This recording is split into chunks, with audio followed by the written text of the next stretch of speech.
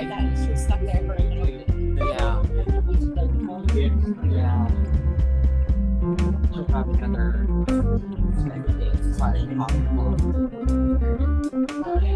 Alright, with couple ups. I'm on it. So there's a testimony related to this video, so it's highly important. So it has to do with something that was submitted. And Lori Winters Sunday.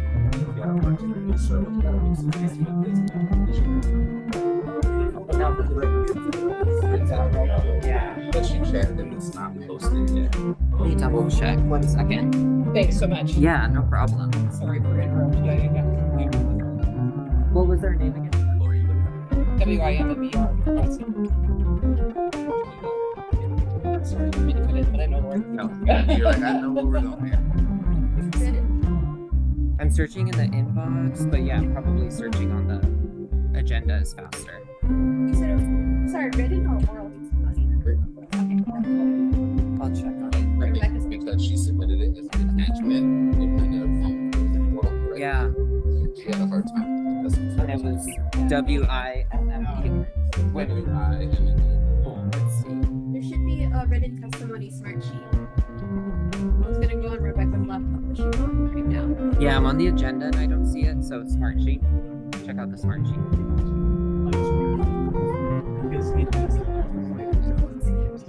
Yeah. They don't want to come up with new ones, so they still have 18 characters.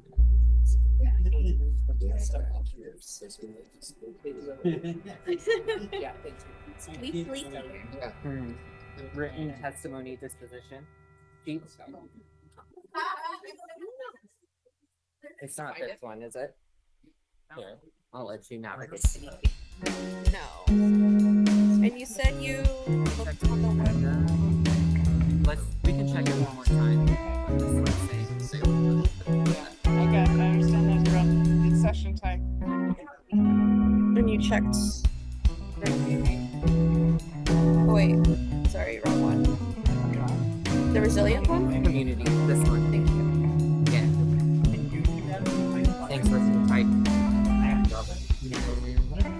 You clicked on this one? Yeah. And you didn't see it on there? Let's try Community. Just to be safe. I did check it already, but What was the name? that one. WIMMER. What about first name? Lori. Lauri?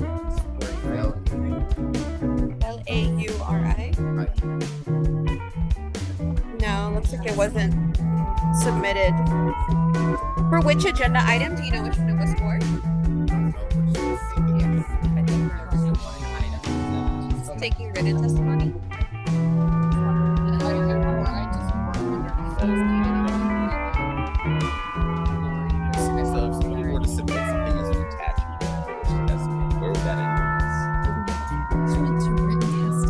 Yeah, It does accept attachments. Yeah, that's not the issue. what might have happened to them. Because she submitted it on Sunday.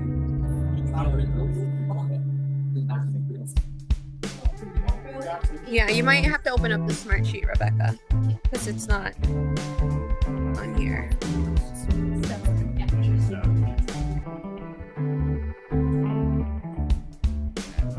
That stuff is. And to say I appreciate what you guys do. On Sunday. You need your laptop back. Get I'm like, maybe I need my laptop. Thank you. Hi, I'm Diego. Diego, nice to meet you. Christopher. Nice to meet you. Rebecca's clerking, but I'm kind of helping her out with Zoom, and then I'm also taking on some other committee clerking eventually. So I'm just kind of sitting in on as many as I can to do like shadowing and taking on the spot. Yeah. So you might see me around. Do you have a question? Oh, it was more I just closed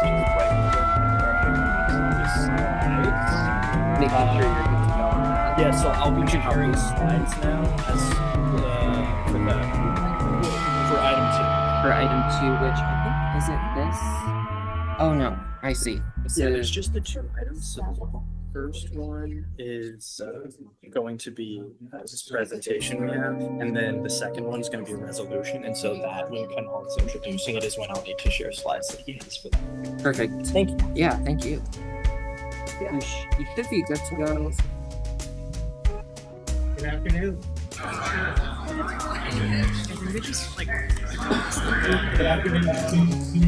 This is the February. Counselor, we need 1 minute for the audio. Okay. We need 1 minute for the audio. Apologies. All right. Is that was unmuted? Unmuted. Unmuted. I'm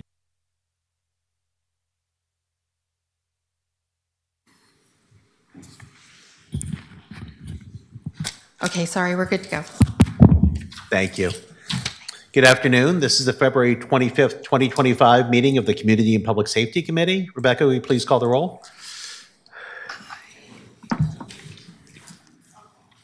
Sorry, we're not quite set up. Smith. Aye. Canal. Present. Murillo. Here. Zimmerman.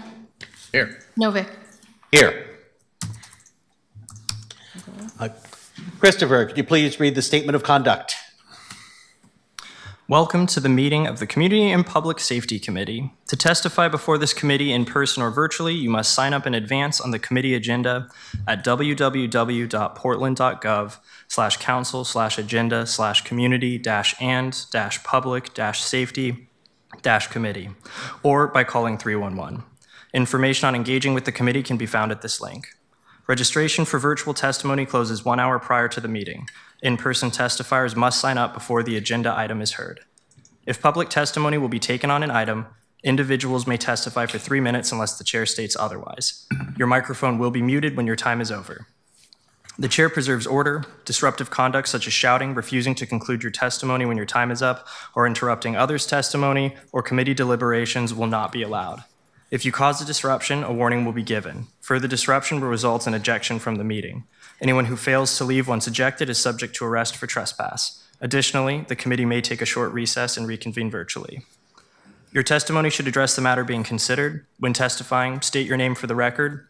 If you are a lobbyist, identify the organization you represent. And virtual testifiers should unmute themselves when the clerk calls your name. Thank you. Thank you. Today, we have a presentation on the operations and costs of the Bureau of Emergency Management and the Police Bureau, and introduce a resolution to direct the City Attorney's Office to seek required approvals related to the settlement agreement with the United States Department of Justice. Could the clerk please read the first item? Item 1, overview of Bureau of Emergency Management and Police Bureau operations and cost. You may proceed. Thank you.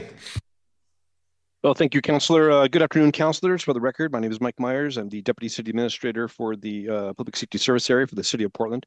2 weeks ago, we heard from Director Bob Causey with the Bureau of Emergency Communications and Stephanie Howard with the Community Safety Unit and her team with the Office of Violence Prevention and Ceasefire. This afternoon, you're going to hear from the Portland Police Bureau and their Director, Police Chief Bob Day, and the Director of Portland Bureau of Emergency Management, Shad Ahmed. We'll start with Director Shad Ahmed. Welcome, and Shad, I'll turn it over to you. Good afternoon, councilors. I'm Shad Ahmed, Director of Portland Bureau of Emergency Management. You'll hear from several members of the team today who will introduce themselves individually as they come up. We are ceding some of our time to PPB, so we'll just dive right into content and go to the next slide. Really quick introduction to PBEM. We have two sources of revenue and expenses. On the city side, we're funded with general fund discretionary and general fund overhead dollars to support emergency management programming for the city services and for our community. On the Regional Disaster Preparedness Organization, or RDPO side, we're funded by locally contributed funds and federal grant dollars to support regional frameworks serving 5 counties, special districts, and other jurisdictions, as well as to distribute Homeland Security funds for regional response equipment. For RDPO, we serve as a host agency, but we don't have control over the programming or spending, so we're just going to focus today on the PBEM side of things. The next slide. PBEM is budgeted at $4.97 million, probably among the smallest bureaus that you'll hear from. Our budget structure, as you see before you here on this slide, doesn't really reflect the reality that we have right now for many reasons. We've had a substantial change in our mission, increase in the frequency of emergencies, and evolving expectations of our bureau to align with national standards. Additionally, we have cuts that have been taken over the last couple of years that are such that we no longer have personnel that are dedicated to singular functions. So everyone supports everything all the time, and it's hard to parse out individual programs with those FTEs. And lastly, we're no longer able to sustain critical day-to-day or what we call blue sky day functions like planning, and we're forced to kind of choose which fires we're going to put out by allocating the dollars that we can from wherever we can find them in our budget. And we'll come back to that in just a minute. On the PBEM side, on the next slide, we're about 50% of our budget is personnel. About 25% goes towards city overhead services, internal services, and another 25% goes towards contract supplies and things of that nature. As you can see also on this slide, for regular filled FTEs from 24 to 25, we went down from 15 to 11. And if you include the vacancies, that's from 17 to 15. On the next slide. This chart shows a recent trend we've experienced where we see increases in the overall expenses, that's both city internal charges as well as external supplies, and a reduction in the amount of general fund that we've seen added to cover those. As a small bureau, that generally means we have to make larger FTE cuts than what is required of other bureaus simply because we can't absorb non-personnel cuts into our supplies and services line. In 2025, you can see is showing an even larger disparity that we'll have to account for. I'll turn it over to our Chief Resilience Officer, Richard Narwal. Good afternoon. I'm Richard Narwal, Chief Resilience Officer at PBEM. I've been with the Bureau for about 6 years. Previous slide. What you see in front of you is an example of skyrocketing internal charges. The rent increase we have seen is about $100,000 for this year, which is disproportionate compared to other bureaus as a percentage. On the next slide, you will see why that matters. Next. This slide highlights sample operating costs associated with the Emergency Operations Center, excluding regular salaries but including overtime that we incur. While the costs shown are relatively low considering the scale and complexity of these incidents, we often have far-reaching positive impact at very low cost. You can now see why an amount of $100,000 rent increase can be limiting to us in effectively managing large-scale emergencies across the city. Next slide. Emergency management is a continuous everyday function. However, you may only see our work when we are activated for incidents what are listed on this slide. On the slide deck, you see some of the several complex incidents that we have responded to in past 2 years. These are successful EOC, Emergency Operations Center activations for incidents and events ranging from no-notice events like Kmart fire, debris response, to a slow burn event like Camp Creek fire response that threatened the city's water supply. PBEM also conducted citywide and regional exercises for Cascadia subduction zone earthquake and last year's presidential election. For these events, PBEM led the city in collaborating with several internal and external partners and stakeholders, which included over 40 city, regional, county, state, and federal and private sector agencies. Please note what you see in front of you does not include any routine events like flood and wind storm risk that in the city over the past few days that we all experienced. Next slide, please.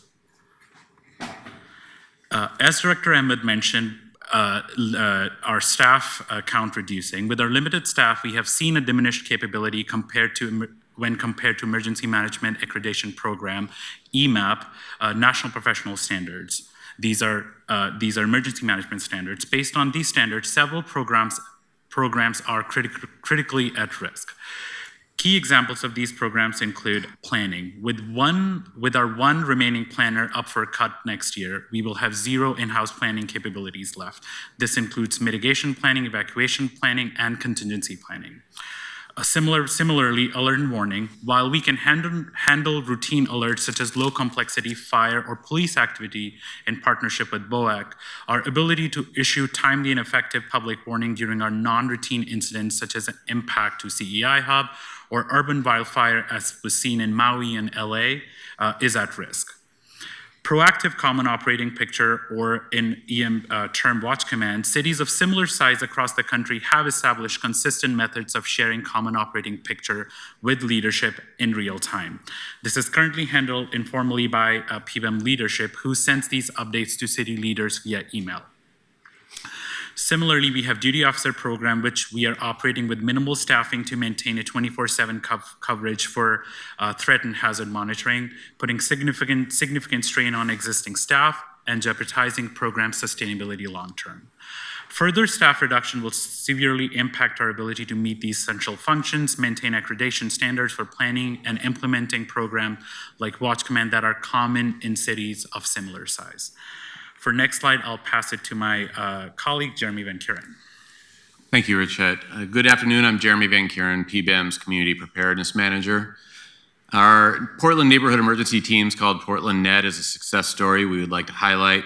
In NET, we train Portlanders how to respond safely and effectively in their communities after a catastrophic disaster.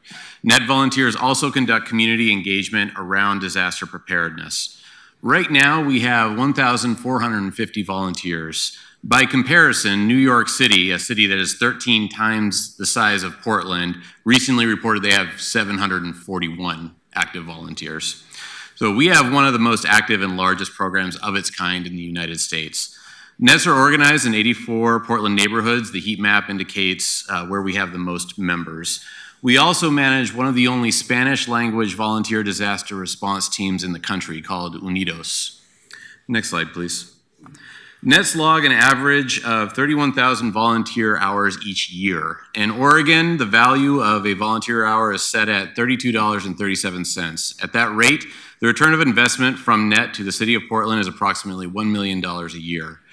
Portland NET is a program of public engagement, but NETs are also a key part of PBEM's response efforts. In fact, just yesterday evening, NETs deployed during the storm to assist firefighters with downed power lines. Their work during COVID-19 is another example. From 2020 to the end of 2021, NET volunteers logged over 20,000 hours supporting their communities through the pandemic. Right now, we have almost 3,000 NET applicants. These are Portlanders who are waiting in line to get NET trained and become members. Next slide, please. PBEM is also networking with community-based organizations and faith-based institutions. These CBOs are critical civic infrastructure delivering social services to Portland's most vulnerable residents. Their role is crucial in the aftermath of a disaster, and yet, according to a 2018 Portland State University study, 50% of all of Oregon's nonprofits are not prepared at all for a catastrophic disaster. This is where our COAD comes in. COAD stands for Community Organizations Active in Disaster. We collaborate with these community organizations to prepare them and the people they serve for major emergencies and disasters. We provide response training to their staff and help them plan through continuing their operations after a disaster. And our hope is to continue expanding the COAD. That concludes PBEM slides, and so with that, we'll go ahead and turn it over to Portland Police Bureau. Thank you. Actually, could I quickly ask a question? Could you just elaborate a little bit on the PBEM capabilities compared to EMAP standard? One of the things that you have as critical is alert and warning. So if you could just take a minute to talk about what would it take for us to be up to EMAP standard on alerts and warnings? Yeah, I can take lead on that, and please chime in if I missed something. So, Councilor Novak, the short answer would be more people. City currently lacks a program that allows for proactive monitoring of threats and hazards and aid in quick response for notice events such as LA fire. These are quick events. There are plans in place, but proactive monitoring is missing. A program like this will require an FTE count of at least 5 people, in addition to a dedicated FTE to do alert and warning, strategic planning, policy management, data management, and training and exercise on alert and warning. We don't have that right now. The duty officer program, the 24/7 coverage program that we have in place is reactive, so we are alerted. We are not proactively monitoring hazards all the time. Everyone at PBEM wears multiple hats. One of our colleagues who's responsible for alert warning right now has 4 key programs in her portfolio. In past, to just give you an example, these 4 programs were distributed among 3 different individuals. And so there's a lot that we can do with increased FTE count to boost our capability to do that, and I think that's what we would need. More training and strategic planning on a blue sky, clear sky day when there are no emergencies happening would help us boost our capability. More training to folks outside the Bureau in help in getting them trained, and anything else that I might have missed. No, I think what it comes down to is just we're doing the best that we can with the FTEs that we do have. So if you think about it, as Richard said, the 24/7 program we have is on call. That means if a fire happens at maybe 10 o'clock in the morning, we might be able to get something out the door in a decent amount of time. But to truly be 3 o'clock, there's a fire, we need to let everyone know. We need to have someone who's up and actually working at that time. So we don't have that right now. Thank you.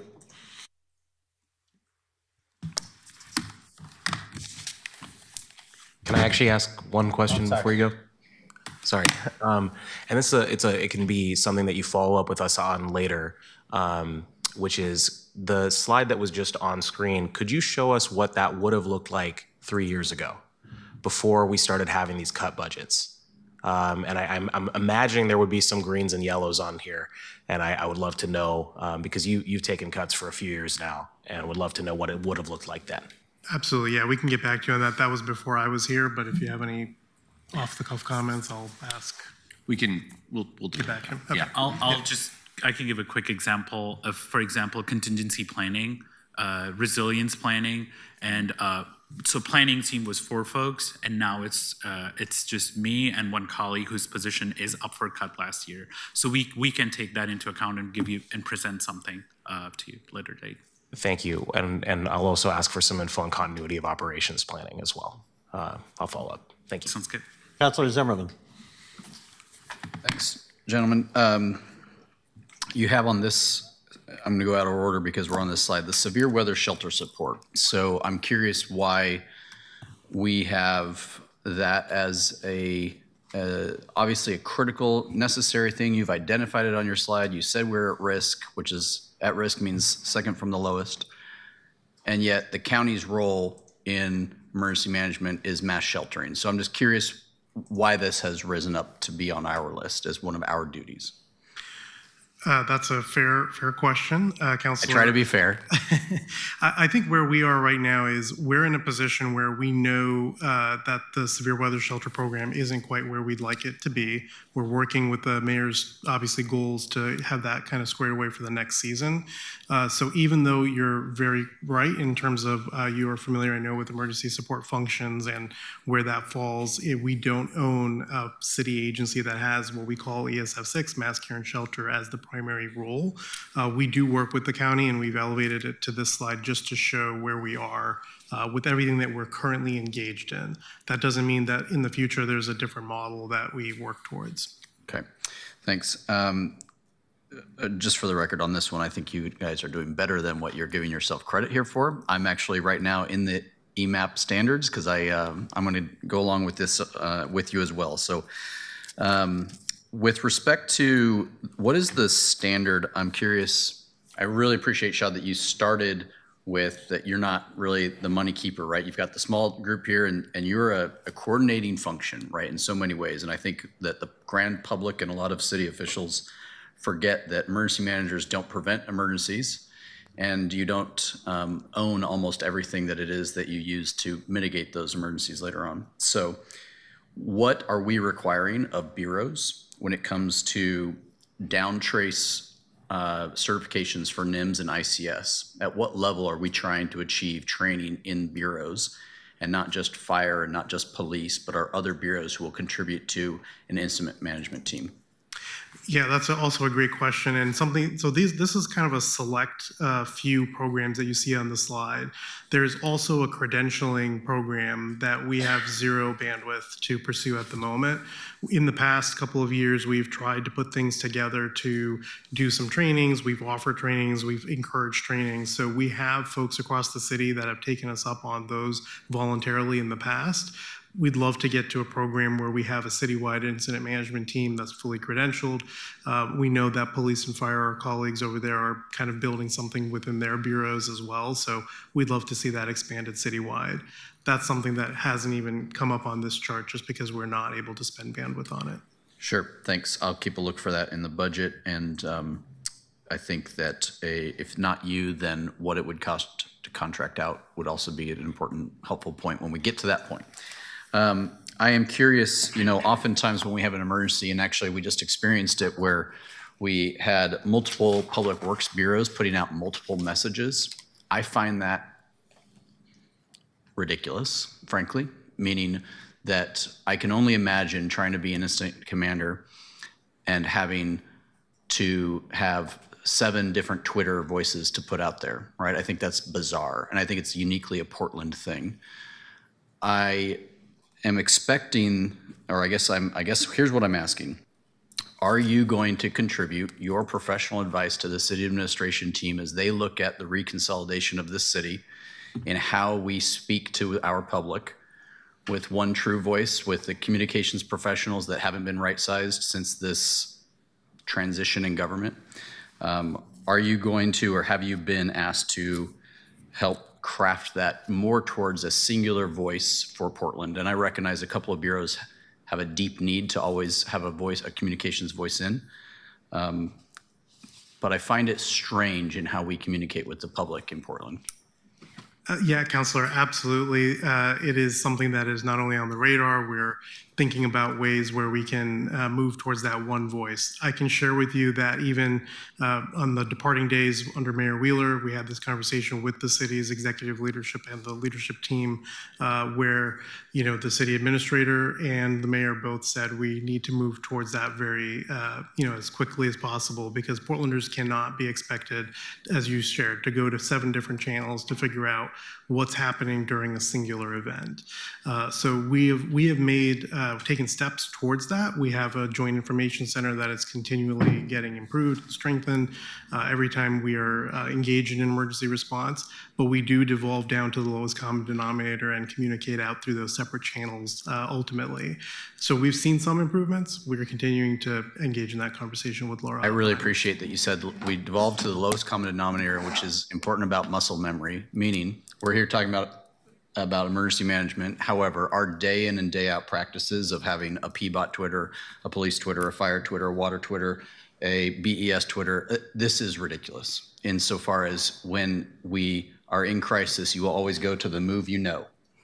And I think that this is important for us to take back, because when we don't have time to talk about what is next, which is the time when you rise up into the chair, we shouldn't be reverting back to muscle memory that is bad muscle memory. So I really appreciate that you said we devolved to lowest common denominator.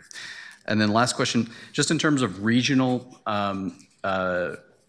exercises, and I'm not talking us in Gresham, and I'm not talking us in Multnomah County, but on the fringes of when I look at our Portland map, so maybe it's great that we have 1,400 net volunteers. I'm just thinking about those areas where we're having to bring in Clackamas County, Marion County, Washington County, those places where we would work regionally. How often do we engage in that kind of training exercise?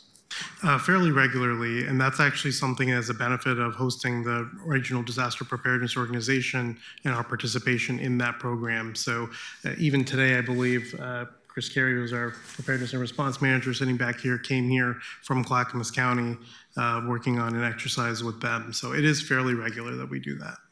That's good news. Thank you. That's all my questions, Chair. Thank you. Thank you very much.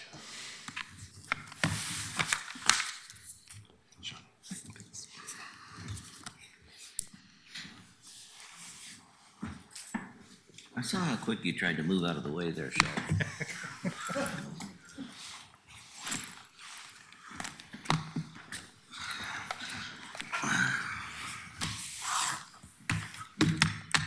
Good afternoon, chairs, Canal and Novick, fellow councilors.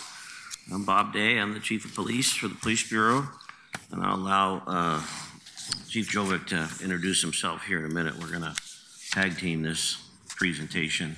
Appreciate the opportunity to provide the overview today. Also grateful for a phone call I had this morning with Councilor Canal. We talked a little bit about the best way to get you folks the information you need.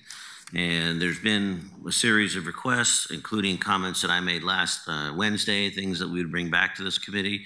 So today's presentation is going to be pretty high level. I anticipate that we'll probably miss some things and have to come back and do some cleanup, but hopefully it'll be a good starting point and we'll be able to get you the information that you need for not only your committee, but to support the rest of the council. I really see this committee as an opportunity to, really be able to have some of the more candid discussions as we move forward, whether they be budget related, staffing related, or personnel related, et cetera. So I'm really looking to each of you to help guide me and guide the Bureau in that, and understanding that we have a responsibility to show up in that case. And you don't have a slide on this because it's literally just been in the last 24 hours, but I did want to touch on the red flag law. We mentioned last week that we'd get some information on that. So I want DC Jovic to introduce himself and give you a heads up on that, and then we'll go into the presentation and then certainly the Q&A. Good afternoon, everyone. Chris Jovic, Deputy Chief. So there was a couple questions kind of wrapped in the one question that you had about the red flag law. One, why do other places do it better? And I had the opportunity to reach out to the Bend chief, who is Deschutes County has issued the most out of any county in the state of Oregon. And I also had a chance to discuss the matter with our behavioral health unit, who takes the lead on all of our mental health training. What it comes down to internally comes down to a training issue, and it comes down to a capacity issue. We have everybody that's ECIT certified, which is over 100 officers trained up on this law, right? We have everybody that's in the behavioral health unit trained up on this law. What we don't have is our general street officers trained up on this law. And there's some process pieces that really necessitate more capacity in BHU to take these on. The process of getting an ERPO requires somebody to sign an affidavit and testify to that affidavit on the same day, right? We work 24 hours a day. We need to be able to have somebody that is dedicated to hand off this affidavit to, so they can be the affiant and testify to get the ball rolling, right? It's incredibly difficult if that person is a street officer working afternoon shift, finds somebody at midnight, and then has to stay through the entire day to see that through. It's just, it's not cost effective. It's not good for our employees. It's just, it's a bad process. So ultimately, we have 5 co-responder units in BHU.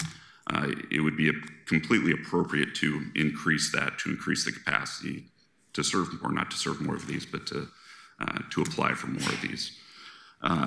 As far as Bend is concerned, Bend did just that. They formed a co-responder unit that was primarily dedicated just to ERPOs, right? So everybody that they contacted that fell within the parameters of being able to apply for an ERPO, they contacted these 2 teams, and these 2 teams sought all the way through the process. So they got very, very good at it, to the point of almost having not necessarily a template, but they were so familiar with the process that it became ingrained. And once you practice something and get through it, it becomes easier and less challenging. So that being said, our BHU has actually started well before this time, developing curriculum for the entire Bureau, right? And that consists of video training and an in-service training to get everybody up to speed. Now, again, it's a daunting process for a person that doesn't use it all the time. So those people are still our subject matter experts to get it done, but creating that awareness piece throughout our patrol officers will definitely help get applications in. Thank you. I appreciate that, and want to give you time to get on to the main presentation, but I appreciate that response. You bet. We'll follow up. Okay, thank you. Go ahead, first slide, please. Thank you. Just quickly, a little bit of the organizational structure. We have 3 branches in the organization. broken down, and throughout the history of the Bureau, we've had varied between 3 and 4 branches. Currently, these branches are all held by sworn positions. We have historically had civilians in some of these high executive level positions as well, primarily around the services branch. Next slide. We don't refer to the Office of the Chief of Police as a branch, but essentially it operates as such. And all those folks ultimately report to me, either through the deputy chief. The blue boxes report directly to me. So professional standards, Office of Inspector General, equity inclusion, chief of staff, comms, CIU, criminal intelligence unit, they all report directly to me, and then the deputy chief as well. Obviously, it's a real collaborative effort in terms of communication, but I do think we are changing some of our thinking around the branch office of the chief of police, and is that the best model? There's some real benefits to reporting to the boss, and there's also some real drawbacks in terms of time and ability to really invest in those. So we're looking at some different potential organizational structures down the road. Next slide, please.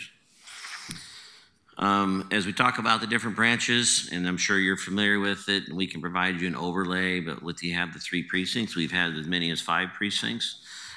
This 3 precinct model we've now had for the last several years, and the downside going to this new form of government is precincts don't line up with the districts. And so, for example, North Precinct has districts 1, 2, and 3 that it touches. So we're going to have to find some ways, hopefully, to better support each of you in your districts, and so you're not getting sort of shuffled around as to who to talk to. Neighborhood response teams, public safety support specialists are assigned in each precinct. And the direction's been given, and we've been working on it prior to last week, but to rectify some of the challenges we identified last Wednesday with the PS3s, specifically ownership being placed on the precinct commanders to really begin to maximize that resource and understand it better. The neighborhood response teams, we started a program last year where at least one day a month, sometimes more, we combine all 3 teams, and we will go into a precinct to address a problem that precinct has. So that's maximizing our resources, really trying to stay out of a siloed response, even though that each precinct serves a different constituency, different needs, different asks. Next slide, please. This gives you kind of a high-level overview. We talk about calls for service, as well as self-initiated calls. This also is a slide in response to Councilor Novik's questions around police calls priorities and the ranking of them. I'm going to, ask DC Jovic to just walk through these quickly so you have an overview. I think there'll probably be some Q&A on this when we get to the end. Also, I've mentioned to Director Kazi, who's present, that we may punt to him on some of these if we need a little bit more detail. And this also ties into the call study that was mentioned last week in the previous hearing. So, Chris, you want to just take them through those real quick? Yeah, these are fairly self-explanatory, and you folks can read them as we go. Obviously, priority 1, top priority that we have. Generally, priority 1s through 3s get the same response. They're just categorized different. So they're still getting 2 cars dispatched or 2 officers dispatched immediately, going typically lights and sirens to get to those calls. Occurring imminent danger to life, obviously somebody that's in great peril. Potential threat to a person, so an assault in progress, a disturbance that we might not know if weapons are involved. 3, potential threat to property. So these are, in progress property crimes. Somebody's actively getting their car stolen. Somebody is having their business burglarized right now. Expedited response. So these are kind of, and I'll phone a friend here if I get this wrong. But not quite to the level of an emergency response, but we need to get there and get things handled. In a more expedited manner than just a routine response, but they don't have the danger potential as the top 3. Escalation priority is pretty simple. So you have priority 6 and 7s. Every 30 minutes, those get bumped up to the next priority level, and they top out at 5. So nothing gets dispatched at a priority 5, but 7s after an hour will turn into a 5, 6s after 30 minutes will turn into a 5. Does that make sense? And priority 9s, I'm going to punt to our friends at dispatch. And we can bring them up during the Q&A if we want to talk about priority 9s. And one of the things around call response that when we talk about 1, 2, and 3 is priority calls, and currently I think the data shows we're about 19 minutes to a priority call. That includes all the 3 of those. And one of the things we're working through is sergeants have discretion to change and lower.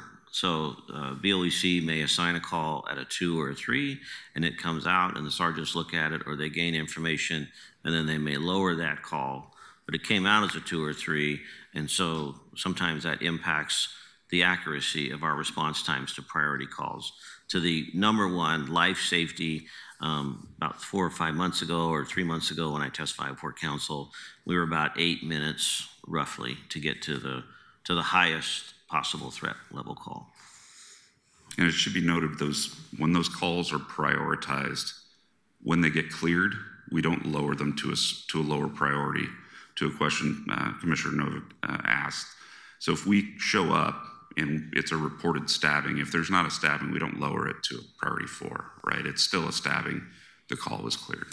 I generally want to hold questions till the end, but I do have to say that I looked at sort of the supplemental material that you sent over, and there's thousands and thousands of level 2s, and it appeared that every single traffic stop is listed as a level 2. So maybe that's a BOEC thing, but it's kind of confusing because what the things that are listed in the supplemental materials, a lot of them seem a lot lower threat than the examples you listed here. Yeah, correct.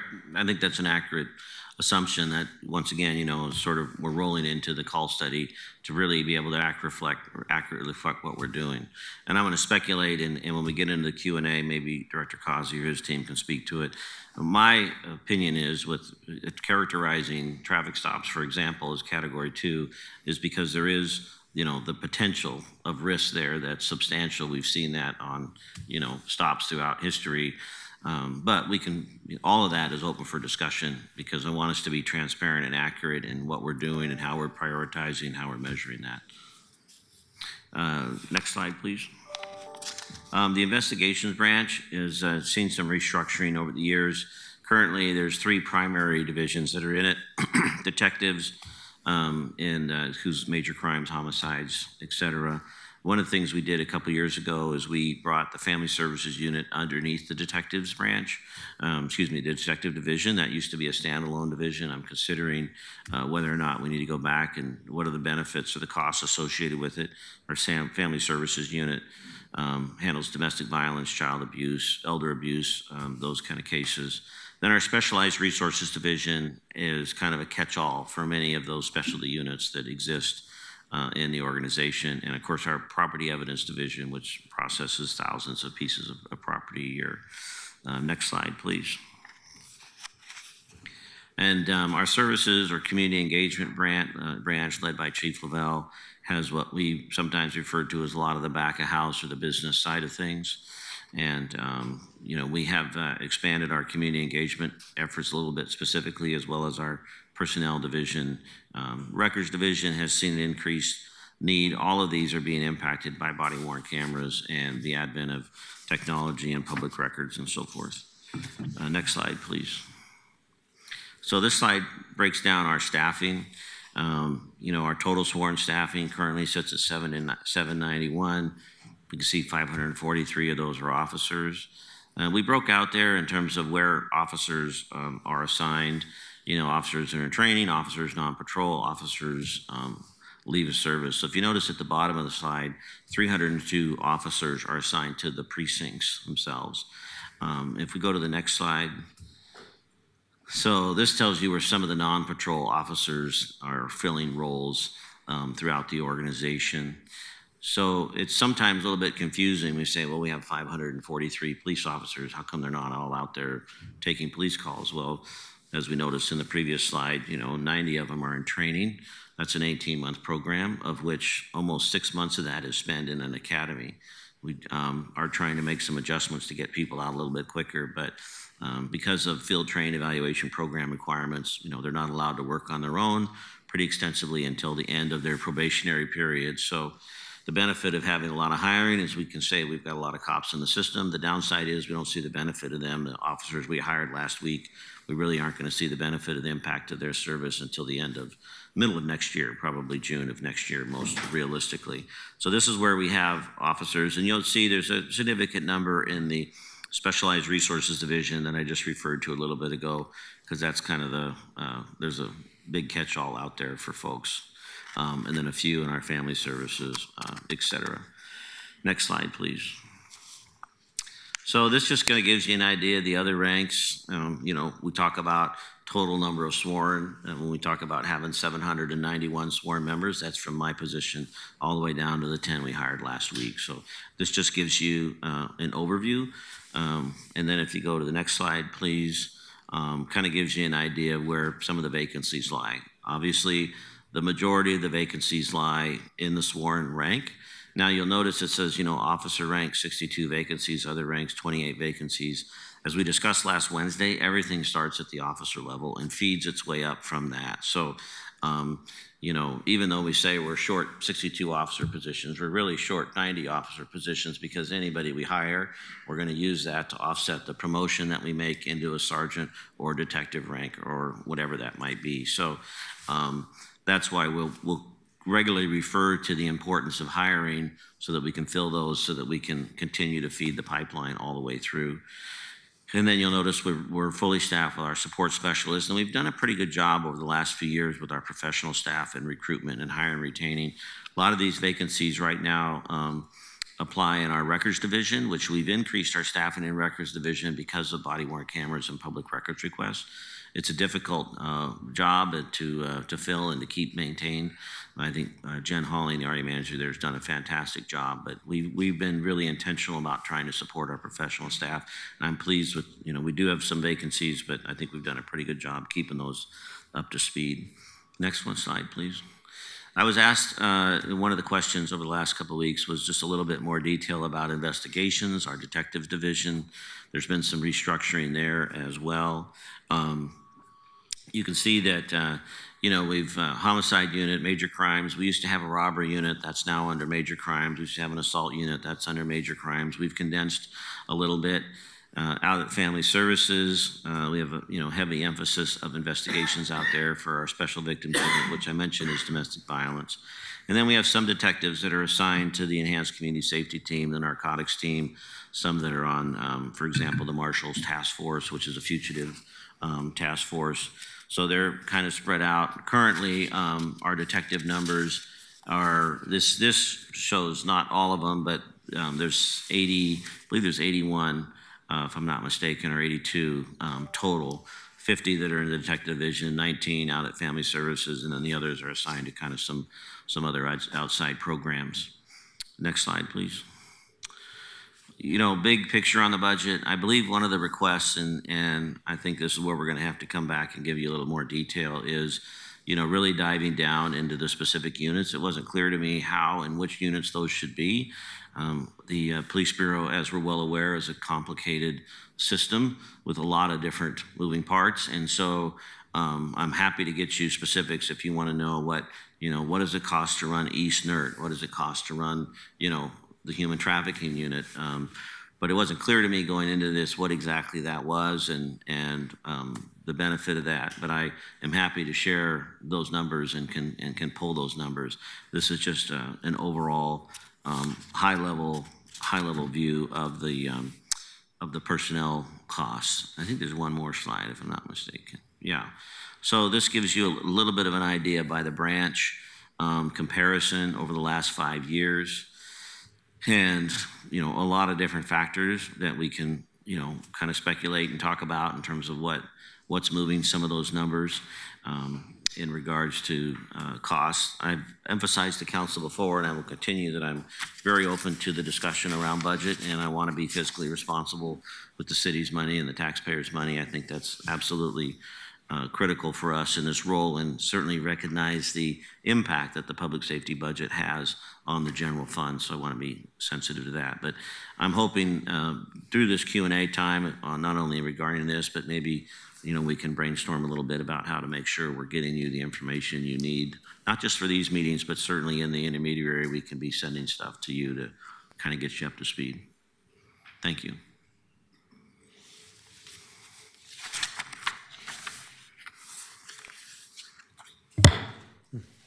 I don't see anybody in the queue. Councilors, you have questions?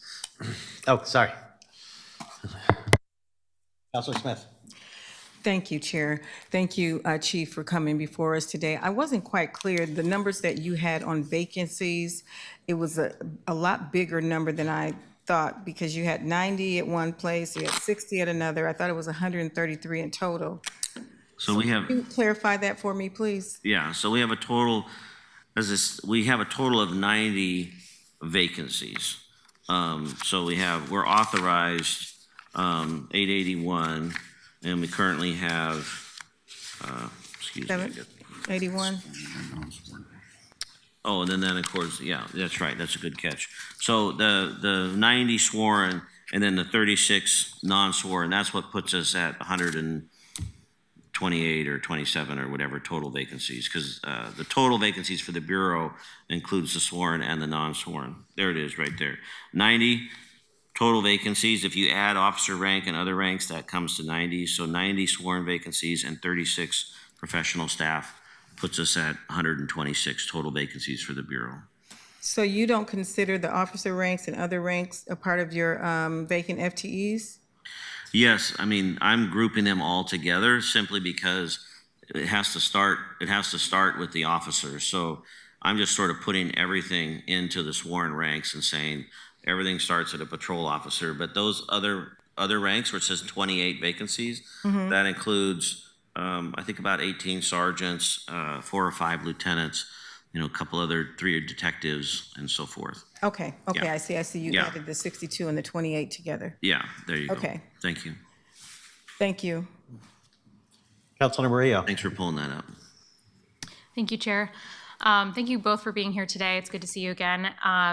I was wondering if at some later date, I know you won't be able to pull this up now, if you could give us a breakdown of who is up for retirement or promotion in comparison to the staffing chart that you just showed, just to see how many of those positions are going to actually move and not exist as officers that are currently patrolling or doing other work. Thank you. Okay, so to be clear, and I appreciate the question because we wrestle with this all the time, and I know that I was just briefed this morning that we anticipate in 2026 having about 150 members eligible for retirement. So specific to your question, retirement versus promotion, are we looking at that number that I just mentioned? Do you want a little bit more detail about kind of the number of people we anticipate being eligible for retirement in the current 6 to 8, 9, 12, 18 months, or as it relates to promotion, and you also want it maybe broken down by ranks so we know who those people might be and where those spots might end up being and sort of kind of anticipate that way. Is that helpful? Yeah, I think that'd be super helpful. I think just having a clearer breakdown, because you were mentioning that some folks are going to retire, some folks are going to be promoted, which means they're not going to be on patrol anymore. So if I know there's an overall list of who's going to retire, but you might not know who exactly is choosing to leave and when. Right. But if there's any more details that we can get on that, so we have a more concrete number on how many officers we'll actually have on hand versus the vacancies, that would be super. I see. Okay, I see. Yeah. That makes sense. Thank you. And that'll be fluctuating as we go, because as we have people complete probation, they enter into the system to be able to support those retirements and promotions. So for example, right now we're people that are completing probation between now and June, we are simply putting them into the operations branch, into patrol. We're not doing any promotions, even though we have vacancies. We'll have another group that will complete probation in the fall, and that's where we'll draw from to promote into some sergeant ranks. So it'll kind of be a wash. We're building up a little bit, and then it's kind of alternate, but I get where you're going. Thank you. We also have a sergeant's promotional process that's starting in May, so we don't have an active promotional list to pull from at this point. So it's very fluid as the year goes on. Councilman Canal. Thank you both for being here. I have a couple questions. The first relates to your first point about the red flag process. And if it's possible, you mentioned that a lot of the training related to that is in the ECIT side. Is it possible for that to be in the regular CIT training that all, is that what you were referring to, or? No, it'll be above and beyond that curriculum. It'll be a separate block of training, it sounds like. Okay, and would it be similarly applied to all, would everybody go through it? Yes, this is the training that's being produced now is going out to the entire membership. Got it. All right. Thank you for clarifying that. Secondly, can you speak a little bit more to the non-departmental side that you have it in a couple of the charts on the personnel costs? Can you pull up that slide from? What's that? Ryan for this one. Oh. Well, can we phone a friend and ask Ryan to come up from CSD to help us out here a little bit? You may. Thank you.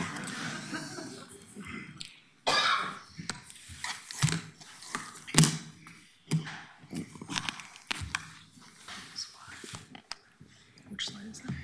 I think it'd be helpful to have the slides back up, what we're talking about. Yeah. We got it. We're getting there.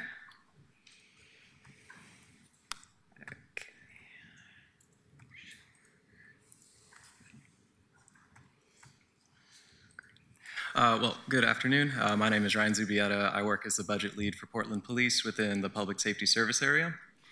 A lot of those non-departmental costs are tied to the way police tracks its overtime through use of these internal orders. So usually if, say, there's a unit that's performing work outside of its home base of operations, those codes could be allocated to a couple cost centers like patrol operations overhead, investigations overhead, and it's sort of a neutral bucket that's not tied to a specific unit to show somebody worked outside of their normal scope of operations. One of the things we're learning, Counselor, and I think it'll become more apparent, unfortunately, but hopefully it'll get us in a better spot with your questions for us, is the tracking piece, and just really being able to show. There's no doubt that the work's being done. I have confidence in that. But our ability to show our work is a weakness of the Police Bureau in terms of that attention to detail. And I think, this format, these conversations are going to challenge us to get better in that. Thank you, and thank you, Ryan. Other question I had, and it's okay if you need to kick this to a follow-up. We're about, I think we followed up with 2 written questions, one about the cost of implementing the PSEP recommended contact survey program from October 2023, and the other on the body-worn camera program, which is both its budget, but also how it's, we're in this context of a lawsuit with the federal government, trying to understand what percentage of those costs are we're reliant on the federal government for right now with relation to the body-worn camera program, but also just some general insight would be helpful. I have some info on the body-worn camera. I'll take that first. Although in full disclosure, I'm really just quoting Ryan, who I talked to about it earlier today. So thank you for that.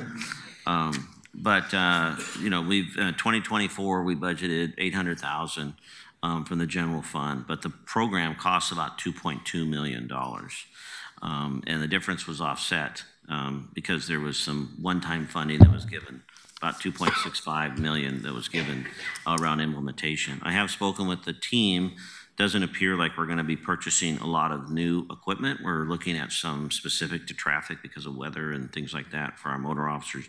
But we are going to be looking at this ongoing $2.2 million cost, and the $1.35 million burn grant covered quite a bit of that for us. But with the uncertainty of that going forward, yes, we are going to need to look for a way to absorb that 1.3 million. How'd I do? Sounds about right. All right. So right now it's about 0.85 million that's coming from non-burn grant sources towards the ongoing cost. Right, about 800,000 is in the general fund or non-burn grant, yes. Yeah, that's it. In regards to the, what was the other? The contact survey. Contact survey, yeah. So Stephanie Howard is working with us on that. I think it'll be going out to RFP soon. I've had conversations with some of the vendors about it at some of the conferences I've been at. I think it's long overdue, really an important tool that we should be implementing. And my conversations with chiefs around the country, they're really appreciating having that resource. So I know that Stephanie's working on that, and we're supplying her with the names and contacts of people that we're dealing with. Try and have that out for RFP sooner than later so we can get some numbers, see what we're able to do. Thank you. Councilor Zimmerman.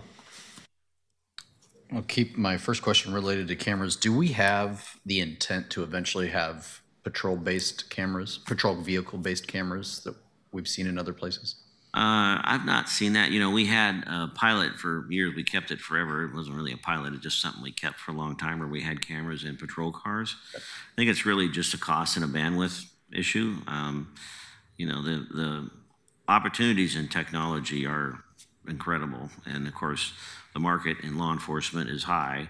So there's always something out there to take a look at. But right now, we're just focusing on really shoring up our body-worn camera policy, make sure 100%. But I'm certainly open to the conversation. I am encouraging you to stay on the body-worn camera mission. I think it's important. I think I'm glad we're finally there. It's been too long. Chief, I'm curious, you know, it's hard to hear the 19-minute statistic. And so relative to, I have two questions. I think they're interrelated, which is, what is the optimal percentage hiring over what you're currently authorized for? So a new authorization level so that you can maintain a staffing level that you think has worked in other agencies of a similar size and similar acreage or square mileage, if you will, for the city of Portland. But then also just in terms of what is your estimation in terms of numbers overall that we would need to get to so that we can have a number to be more proud of for response times? Yeah, I appreciate that. I'm just looking for a document. You could tell I'm kind of old school because I still bring paper to these things. We did a study in... Got all mine in paper too here, Chief. It's okay. We did a study in 2014. Here it is. We did a study in 2014. We hired an outside firm, Matrix. And it was one of the most comprehensive staffing studies that the Bureau's done, where really they just took a deep dive into all this. We looked at things, not just response times, but we looked at officer wellness, we looked at community engagement, and they came back with some recommendations. And frankly, we were hoping they were going to come back and say, oh, you need 500 more police officers. You know, they didn't do that. They came back and said, oh, you probably need about, 30 or 40 more police officers in some specific areas. Talked about shift alignments, gave us some good feedback.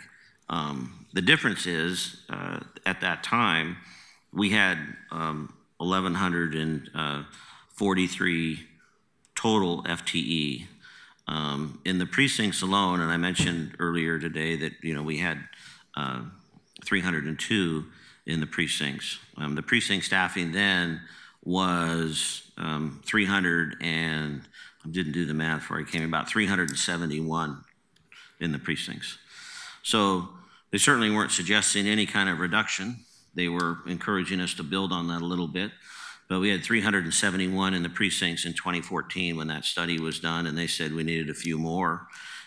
Total calls in 2013 was, including self-initiated, was 199,000, and last year it was 288. So that gives you a ballpark. We've sort of long held to the fact that really to get the numbers where we want them to be, that we estimate we need 400 patrol officers in the precincts. I want to caveat that, that comes with some challenges. Excuse me. Because when you grow, there's other things that grow. Cars, lockers, equipment, body-worn camera, et cetera. So, but I would estimate right now, conservatively, we need about 100 more officers just in patrol. And that's where, we came up with the staffing projection that I made last year about trying to get to 1,050. And we can dig into this more deeply, but that allows us to get a couple 300 more than where we're at, so we can fill all those vacancies and we can have that 100 plus in patrol. Okay. Thanks. I think as we as we wrap our head around that number and then understanding what an over percentage staffing looks like for the maintenance and then what goals we would set by having an overstaffing would be helpful. I want to be a partner for that, Chief. I'm making an assumption when I see the vacancy numbers, the vacancies that exist above officer. My assumption here is that you are making a departmental choice to keep some folks at the patrol level and giving up areas that the organization has identified that this is a key position that should be filled, sergeant, lieutenant, captain, but you're making a choice to keep it vacant as a way to not rob patrol in order to fill the higher ranks. Is that a safe assumption that I'm making when I see those numbers? There is some to that. It's not 100%. We do have people working out of class.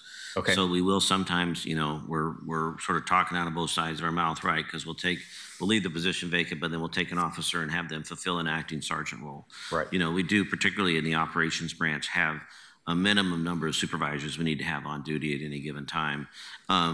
So that's where we see it primarily. There are sergeant positions that are currently vacant that we don't have anybody filling, as well as lieutenant positions and there's a need for us in this restructuring to create some new supervisory positions. I know there oftentimes can be criticism of sort of being quote unquote top heavy, but the Portland Police Bureau comparatively is very lean when it comes to supervisory ranks, including even up to the executive branch. And I recently converted a couple of vacant officer positions to create an additional lieutenant job. And I think we need to also be looking at increasing some of our sergeant positions as well for some of the units. But with not being able to fill them anyway, it's not, so it's about. But I'm not making any sort of accusation about top heavy here. Right. What I'm trying to get at is in terms of if you're a line officer, you've decided you're 5 to 10 years in, and you see a path, and potentially that path involves stripes or bars, that a career path matters. And when we are short-staffed, and you've got to make choices to keep patrol officers, I'm wondering how much that is taking away from potential hiring paths and promotion paths for an organization this big. It should be a fairly regular churn. Right. And I know you weren't, being critical of the number of people in promotions or in promoted ranks. And absolutely, it's challenging, right? There's a window of time. People make these decisions. If you're going to go from officer to sergeant, you're going to give up seniority. You're probably going to go to night shift. You're probably going to have Tuesday, Wednesday, Thursday off. Yeah. And typically, where people are at in their personal lives, they're probably married. They may have kids. They're trying to make some decisions. And oftentimes, there's a window of opportunity for them to make that decision. And then we say, hey, we're going to be on hold. One of the things we implemented last year to try and change that is we have set up a regular testing schedule. So, for example, when I came on board, some of our lists had been active for over 3 years. And that, to me, that's just too long to have people sit on a list, kind of with this hopefulness. And then there's people that are coming into the system that should have an opportunity to compete. So we've gone to a 2-year cycle with everything. And we've also told the membership, here's when we're going to test. We're going to test for sergeants in the spring of odd years. We're going to test for detectives in the fall of odd years. So people can begin to plan and strategize. And then from an equity standpoint, what we're trying to do, and we're not there yet, but my desire is to actually chart that career path for them. If you come into the police bureau today and you say, I want to be a sergeant someday, or I want to be a detective someday, still very reliant upon the old school sort of rabbi system. Somebody takes you under their wing, kind of helps you out. If you're in the in crowd, if you hear this or you hear that. I want to put as much information out there as possible, way ahead of time. Here's the books, here's the things to anticipate, here's the conferences, here's the things to go to. So when people show up and they go through the testing process, essentially you have a really well-qualified pool already to draw from. And so when you're making your decisions, it's not so much based upon how people performed on that day, but more about their body of work. And I think that's going to help us. But this sort of fits and starts. And frankly, we had this all laid out last year, and we flip-flopped detective and sergeant this year because our sergeant vacancies have increased at such a rate. We're now doing sergeants in May and detectives in the fall of this year. But when I told the organization last summer, it was going to be the other way around. And I hate making changes, but in this particular pace, it was critical to make that. But hopefully we're in a good place. Thanks. And then just my last thing, I'm just noticing, I want to make sure I'm reading the graph correctly that is showing the budget. It looks like the FY25 budget graph is about a third less than the FY24. And that is the money we are operating under today. We're looking at the last 20 to 25 year-to-date personal costs per branch, is that right? It was a bar graph, perhaps the next one. Yep, there we go. Next. This. Yeah, that one, I think. Where'd it go? Other direction. Yeah. That one. So I just, significant decreases in this year. I want to make sure that I'm grasping what contributed to these, or if this is just a to-date number, but this is a significant change from the previous FY. And as we enter into a new budget season, I'm just making sure I understand the gravity of this graph. Yes. Yep, fair question. The FY25 bar is just year-to-date costs. Yep. Got it. All right, thanks. That's all, Chair. Yeah, two. Councilor Smith. Thank you, Co-Chair. Chief, I want to go back to the reports that you identified. You said that you got those numbers in 2013 and 2014. Do you think it's time for us to get another report so that we can accurately account for what we need in terms of new officers? Because I think we're repeating incomplete information that's 11 years old, and I think we need another study.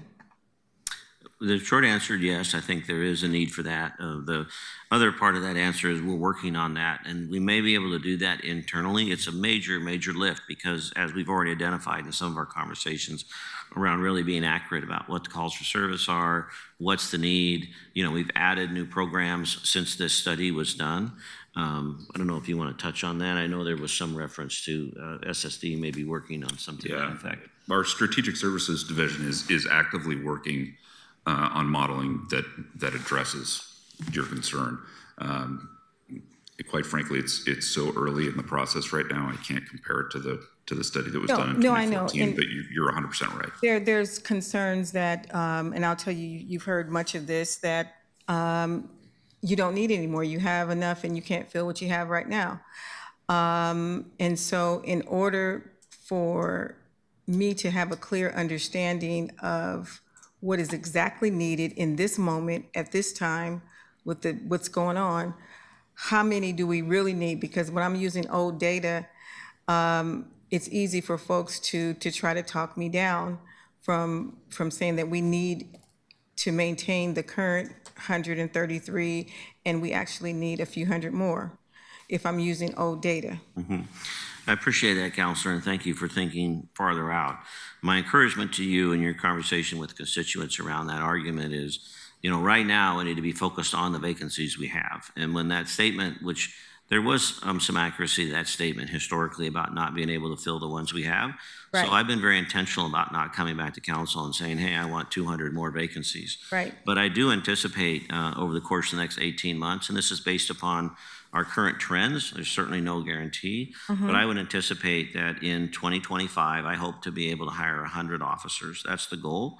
And we see on average of about 3 to 4 separations a month for a variety of reasons, retirement, terminations, people quit, whatever. So if you do the math, roughly, if we hire 100 cops, we're going to lose 50 this year, so we're going to net 50. That's the goal. So I can sit before you today and say, hey, we need 200 more officers, but I know this year, if we do well, we're probably going to get about 50 to, maybe 75.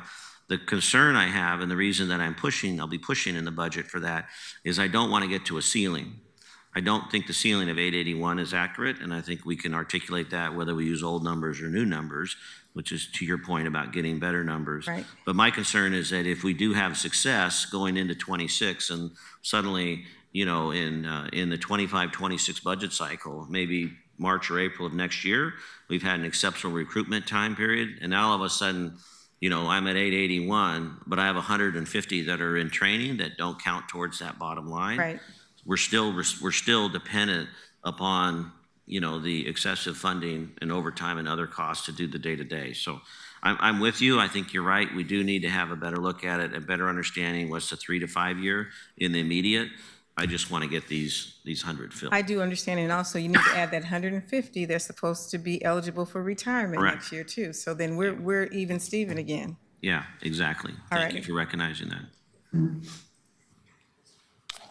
that.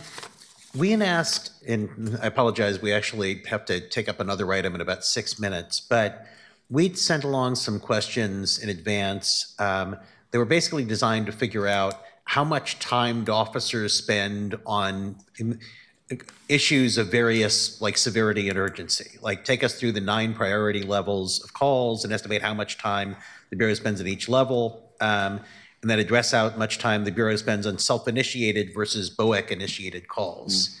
And I think it's important for people to have a sense of, you know, if, God forbid, we had to cut police, how much unimportant stuff or less important stuff could go by the wayside. So I don't think you can do that now, but I would like to be able to present something to the public saying, here's how much time the force spends on issues of varying priority. And I am really concerned about what I see about the priority 2 calls, because you would think priority 2 is like a really big deal. But then when you look up at what's concluded, it includes 21,000 traffic stops, thousands of welfare checks, et cetera. So you'd sort of like get the impression that every traffic stop is more important than a vehicle theft in progress, because that's level 3. So I would like for you to be able to see something approximating a breakdown of how much time for each level of severity, and in the context of that, divide up the level 2 priority 2 calls, because they really aren't one level of severity. Does that make sense? Yeah, absolutely. We've been talking about that. We're working on it. The team was given that assignment, but they couldn't produce that by today. But I think we can have that in the next couple of weeks, hopefully.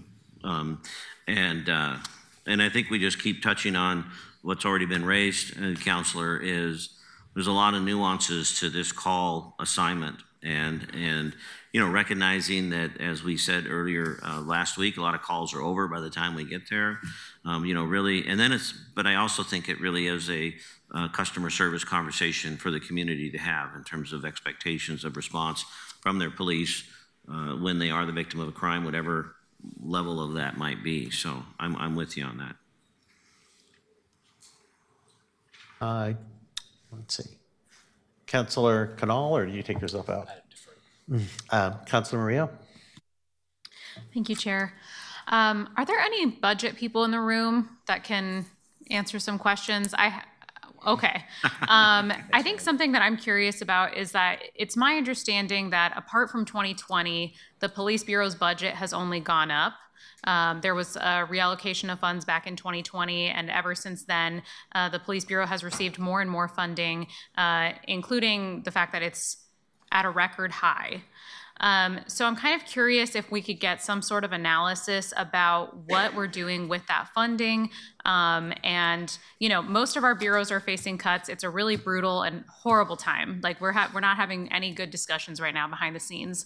And I would just like a comparison of, you know, the past, I would say at least 7 years or so, to see how much extra funding has been given and what that funding was for, and why in a time of record funding, we're struggling to maintain basic services. I guess that's not really a question, as more of a request, but I just think we need that long time data, because we're talking about things, you know, we're saying this is really drastic, there's no funding, but this is one of the only bureaus that continuously gets more money in a way that no other bureau in the city does. Yes, so there's a pretty well-documented history, and I'm happy to provide that going back, you know, the 7 years of just these cost pressures that outpace the amount the Bureau's budget grows. For instance, and these percentages might be a couple points off, you know, the internal materials and services, that budget was increased about just shy of 3% from the current fiscal year into next, but those actual costs increase closer to 12%. Similar to healthcare benefits, we see about an 8% year-over-year increase, but the actuals are closer to 24-30%. And so even though the Bureau's budget continues to increase year over year, these pressures sort of offset the available dollars for things like precinct patrol or overtime. Thank you. I appreciate that. And I know that police have a different healthcare benefits package than most of our other bureaus because of the line of work that you do. And so that makes sense to me as far as the different costs. But this is a conversation that's happening for all city employees as far as some of those healthcare costs. They are going up across the board. So I would love to see a detailed analysis. I think that's something that this committee is really going to need if we're going to make an informed decisions about any budgets moving forward. And I need those cost comparisons for the past few years. And why, what that extra funding has been used for and why it's not enough. Absolutely. And I do agree, and there has been an increase in the budget certainly in the last year in the efforts around crime reduction, and the crime reduction plan we shared with you demonstrates the costs associated with some of those mission and crime reduction efforts. So we can get you all of that feedback. Thanks. Thank you very much. Really appreciate your time, and we'll, of course, be following up. Great, thank you. Read the next item. Item 2, direct the City Attorney's Office to seek required approvals related to the settlement agreement with the United States Department of Justice and comply with any mandatory collective bargaining obligations for amendments to City Code related to the Community Police Oversight Board. I'll give everybody a moment here.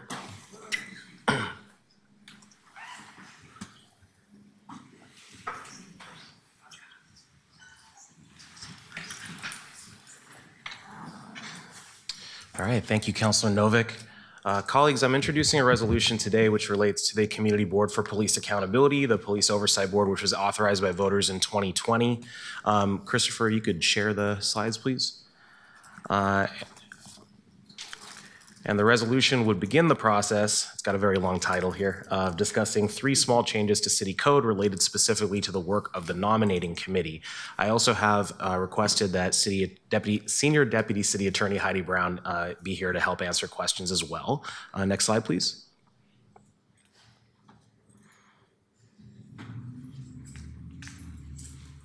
One more, actually, thanks.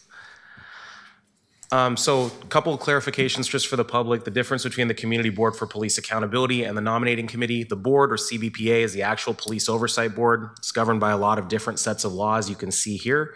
And it is also governed by city code. And that's what this resolution would, if adopted, begin a conversation about altering.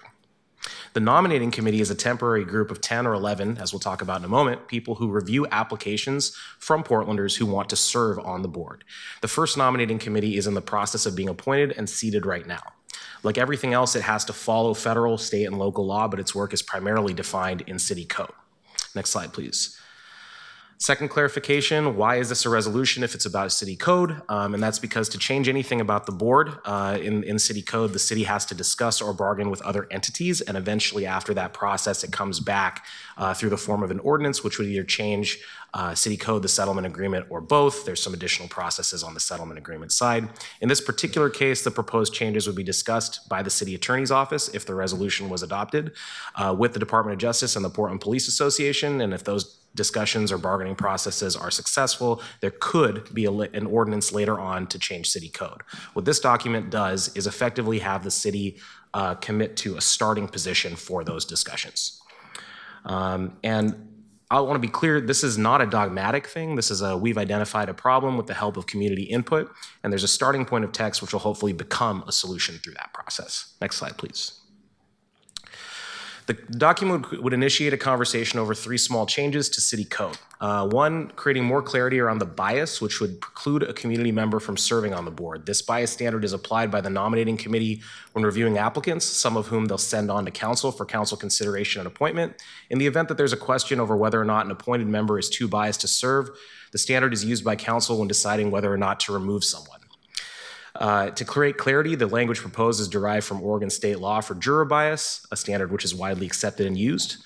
It would also alter the number of community members on the nominating committee from the current law, which says 5 community members on the initial nominating committee and 4 on subsequent ones, to the inverse, 4 on the initial nominating committee and 5 on the subsequent ones. This will ensure we'll able to be compliant with our law this year without delaying implementation of the nominating committee. It'll also increase community representation.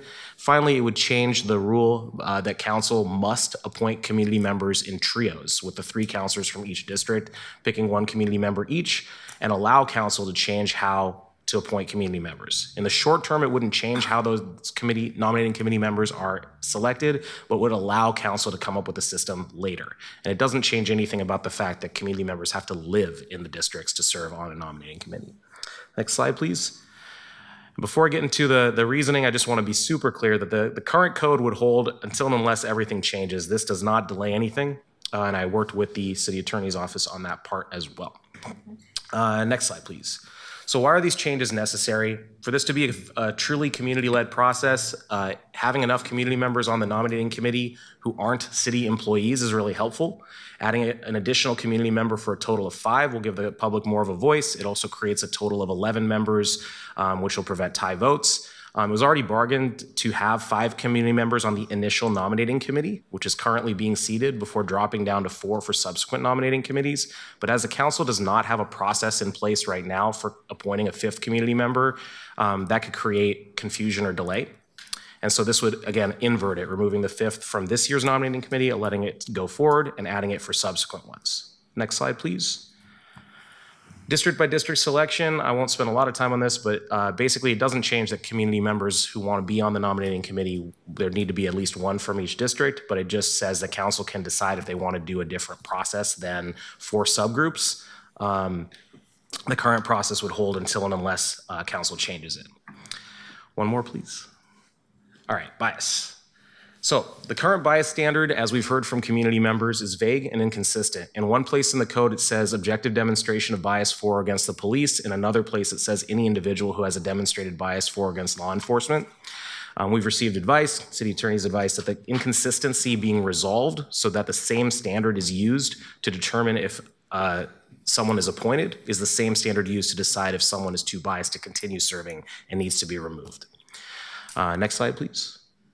We've also heard from community members that significant concerns. So clarity, how would one determine that someone has a bias? Are we asking the nominating committee to read an applicant's mind?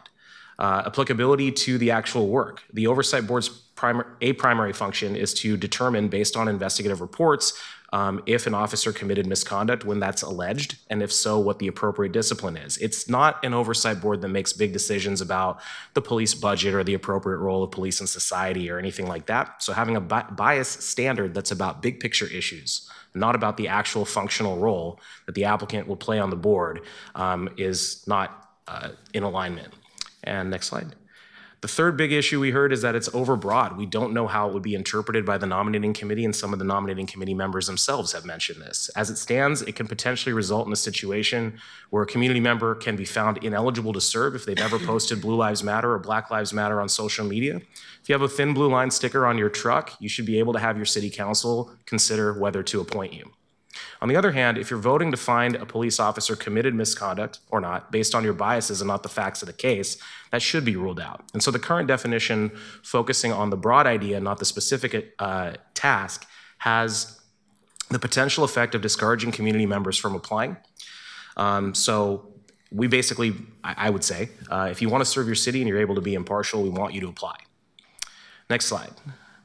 One other thing I'll add here is that the charter says, and this is the exact text, the board shall make provisions to ensure its membership includes representation from diverse communities, including those from diverse communities and with diverse lived experiences, particularly those who've experienced systemic racism and those who've experienced mental illness, addiction, or alcoholism.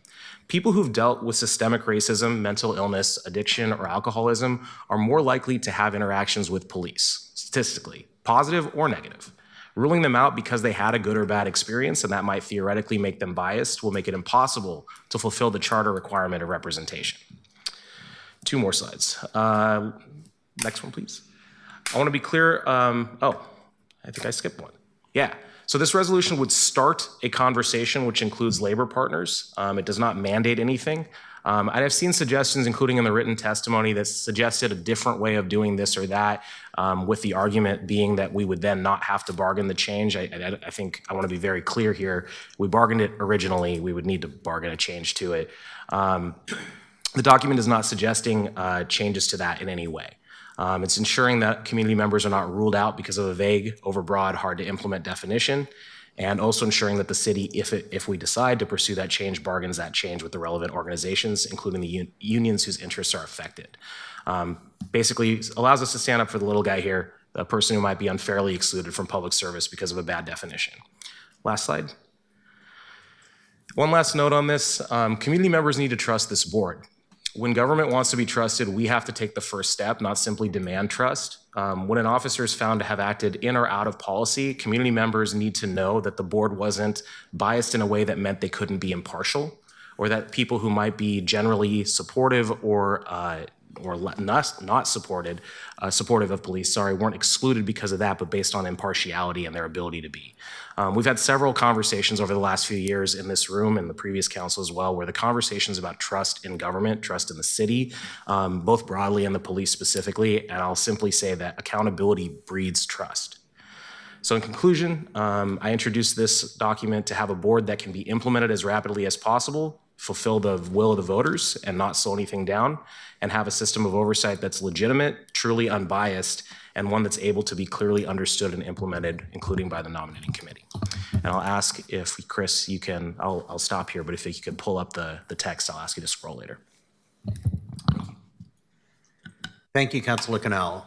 We are operating under severe time constraints here. We have a hard stop of 4:45. We have a whole bunch of people lined up to testify. Councilor Canal and I concluded that we probably need to reserve all the time from 4:25 to 4:45 for committee discussion. So I have an amendment that I want to put out there before the testimony begins. Councilor Smith, Councilor Murillo, Councilor Smith, do you have a question that you want to, a point that you want to make now? What? Until you finish. Okay. My amendment is I move to replace subsection 35.20.010 F3 with the which is the eligibility to serve on the CBPA, with the following. Any individual who displays a state of mind that indicates the individual could not reach decisions as a member of the CBPA impartially, without prejudice, and without a basis in bias. In order to determine whether the individual has such a state of mind, the nominating committee will consider, among other factors, whether an individual's prior statements regarding law enforcement demonstrate an inability to be impartial, period. May I have a second? Second. The motion has been moved and seconded. Now we'll hear from a couple of invited speakers, then hear public testimony. I hope we have Dr. Leroy Haynes here to give invited testimony.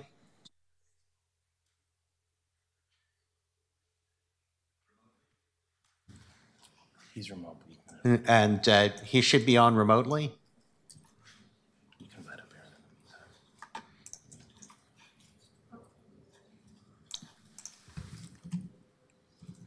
We're promoting him. He should be able to accept and speak.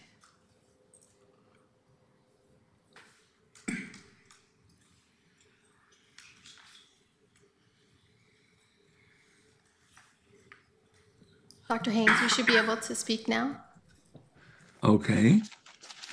To the distinguished members of the Portland City Council, I am the Dr. Leroy Haynes Jr., chairperson of the Albina Ministerial Alliance Coalition for Justice and Police Reform, and president of the Albina Ministerial Alliance. I come at this time after spending some 17 and 20 years on this issue to give testimony on the agenda item 2. To change the current language to the proposal is from an individual who has an objective demonstration of bias into their ability to hear and make decisions on the matters before the CBPA, the Community Police Oversight Board. I want to thank the counselors for grappling with this issue. We have the last year or so been grappling with it in federal court. We believe that this definition as being proposed is both reasonable, fair, and just. And it is equated to our present state law in the jury system. We believe that we should not bring this to be a major wedge in holding back on the implementation of the actualization of the oversight board. And so what we're saying on behalf as the lead amicus in the brief with the federal court is that we are supportive of the proposal that has been put forth. Amen.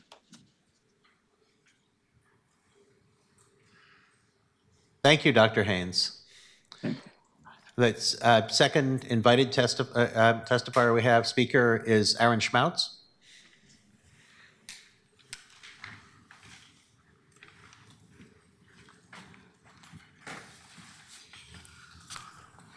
Welcome. Thank you all. Aaron Schmautz, I'm the president of the Portland Police Association. I want to open by saying it's against my nature to have this conversation in this setting. I've met with all of you and told you that I really do feel like having these conversations before we get to this setting is a better way to navigate with my members. They're concerned, they see these things, and they ask that I act.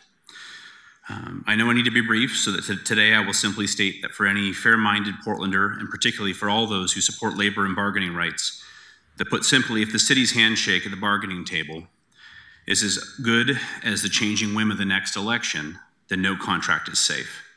This proposal is an unlawful attempt to force the PPA and its members back to the table at the stroke of midnight.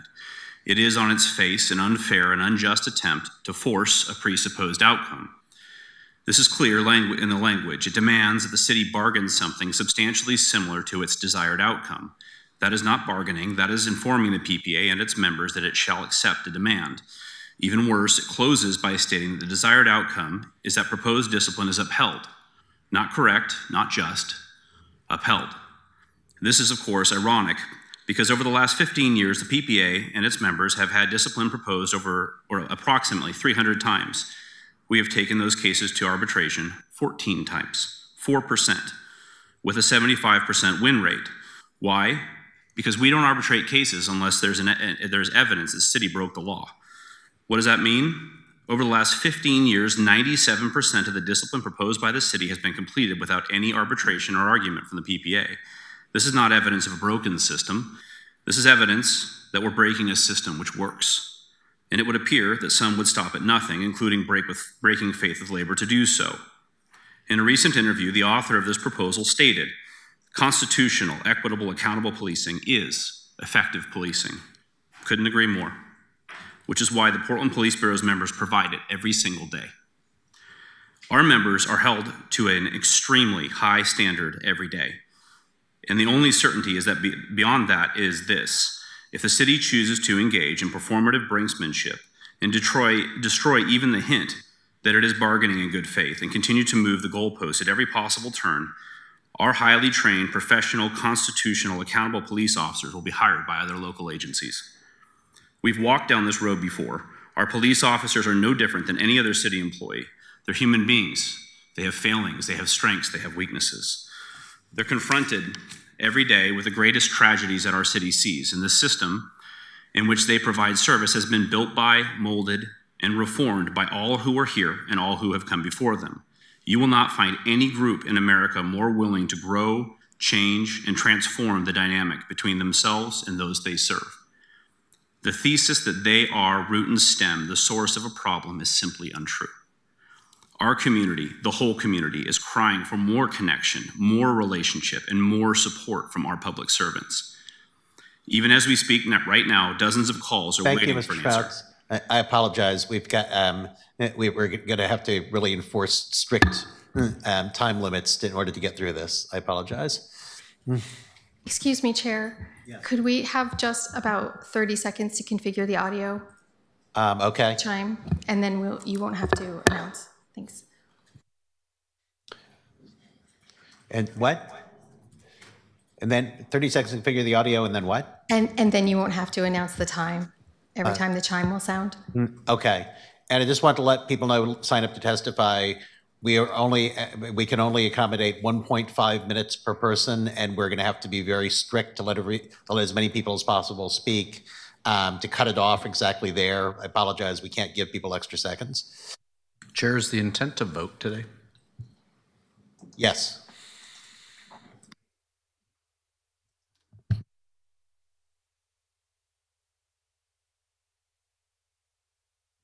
Okay, thank you. We can go ahead.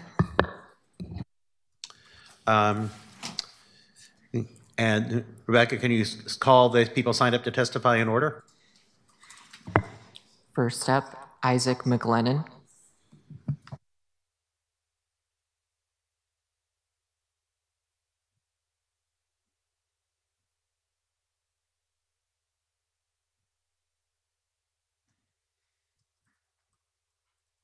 Welcome.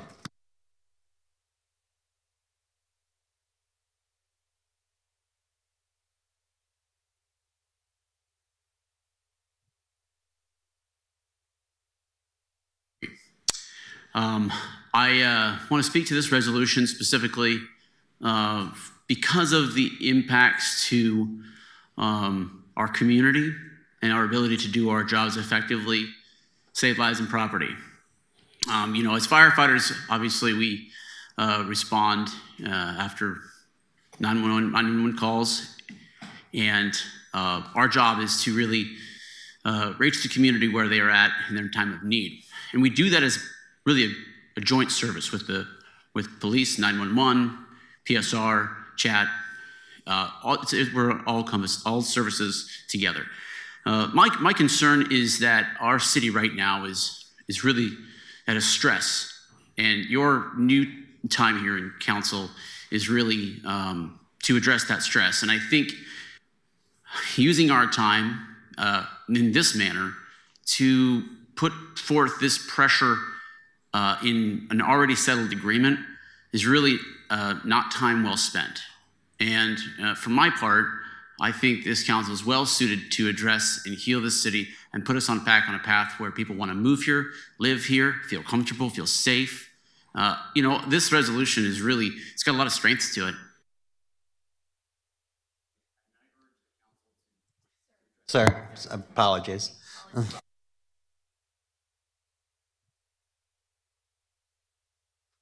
Next up, Dan Handelman, Portland Cop Watch.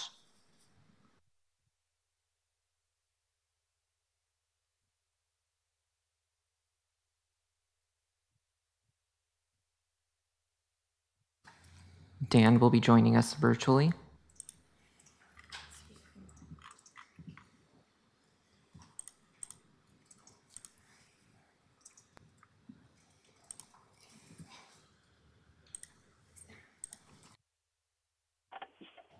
Are you able to hear us? We can hear you. Good afternoon. Yes, good afternoon, committee. My name is Dan Handelman. I use he, him pronouns. I'm a member of Portland Cop Watch. As a group that has two former members of the Police Accountability Commission, we agree the Oversight Board needs to be set up as soon as possible, but it needs to be set up right. We support better defining what's meant by bias. Unfortunately, by striking the language that's in the settlement agreement, you're just going to delay implementation and make it harder for the committee to use a good definition when they're choosing the members of the board. The suggestion we had is to leave the language, even though we find it distasteful, the language about bias for or against the police, and say Bias for or against the police refers to board members acting in their official capacity and failing to make fair, reasonable, objective, and lawful decisions, and instead basing those decisions on a predetermined opinion. I wrote a longer version in the written testimony. In other words, we don't support the proposal by Councilor Novick, and while we understand the other one's based on state law about juries, it really needs to be very specific about law enforcement. The concerns of the police association is very unfortunate because their members are the ones who are going to be under scrutiny from this board, and we would hope they would want there to be neutral people on there, but you need to make it so city council can remove people who don't deserve to be on the board, but if they use the vague original language, they won't be able to put back in people who are already excluded because of the vague language that exists. We have a lot more comments, so I hope you'll read them. Okay, thanks, Dan. Next up, Sandy Chung. Just a quick request for the clerks. Could you name the next person on deck as well as you go? No problem. After Sandy Chung is Brian Owendoff. Good afternoon, committee chairs and committee members. My name is Sandy Chung, she, her pronouns. I'm the executive director of the ACLU of Oregon. I am here on behalf of our more than 42,000 members and donor supporters. I'm here in support of agenda item 2. In starting this testimony, I want to remember the people in Portland who've been harmed by Portland police officers and their actions. Though some of those folks are in my written testimony, I believe it's important to remember the people who have been harmed because ultimately this agenda item is about making our city safer for all people. The proposed bias standard is more fair, it is more robust, and it addresses not just how law enforcement related bias may impact the oversight board members and applicants, but all types of biases that may impact their decision making. So these changes will help effectuate greater fairness and impartiality for the oversight board and its processes and decisions. Regarding the concerns about delay, the last paragraph of the resolution does address that. So we urge you to adopt this resolution. Thank you.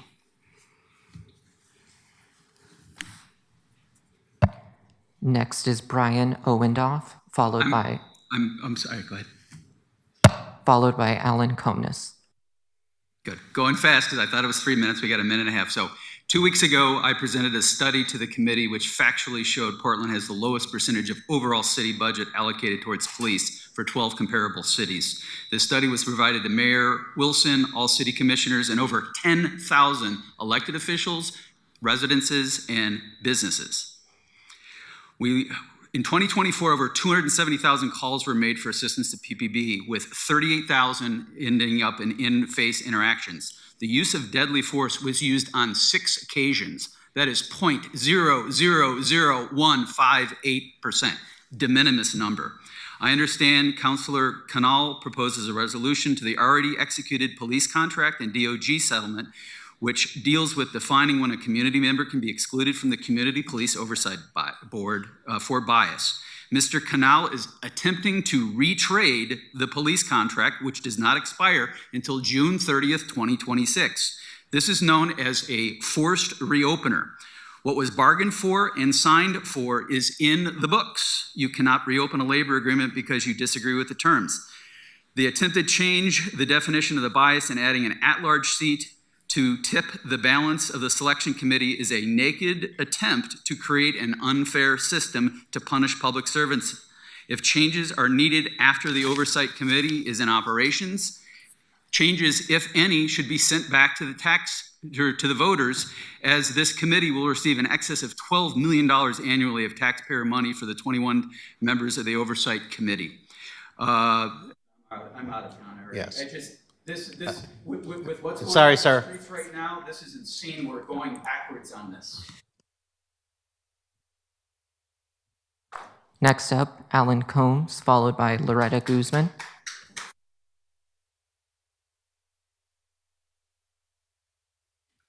All right. Good afternoon, counselors. Thank you for the opportunity to speak to you today. I have lived in Portland in District 3 for 25 years. I'm fortunate to have time to serve on Portland's Training Advisory Council, or TAC. On TAC, I get a lot of feedback from the Police Bureau. Indeed, I get the police line on things. But TAC and other volunteer opportunities has given me a window into the community. And the stories I hear, that leads me to what is needed with policing and training issues. The overarching thing I hear is not the claim or view that Portland's policing is fundamentally broke, but instead that the community wants to be heard and understood by the police. They want regular engagement. They want police officers that reflect the diversity that exists in their community. In a phrase, they want community policing. Portland is far from being able to deploy community policing. Staffing is simply too low. Take a ride along and you'll find out why. But the budget that has been requested of you makes important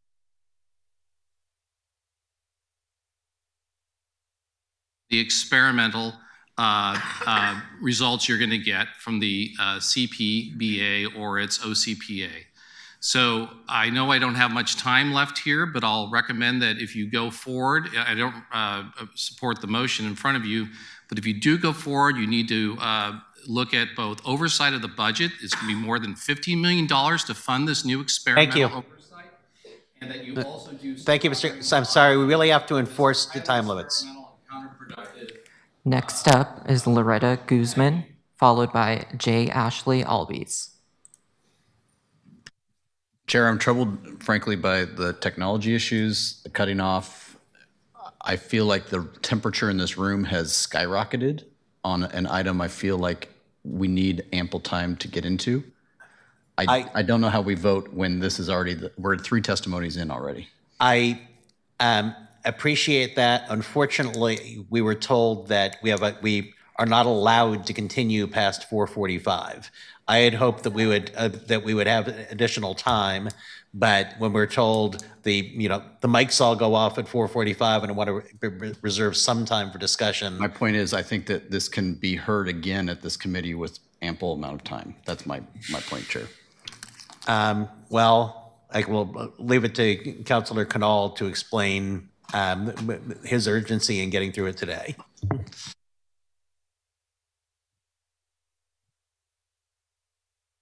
Go ahead.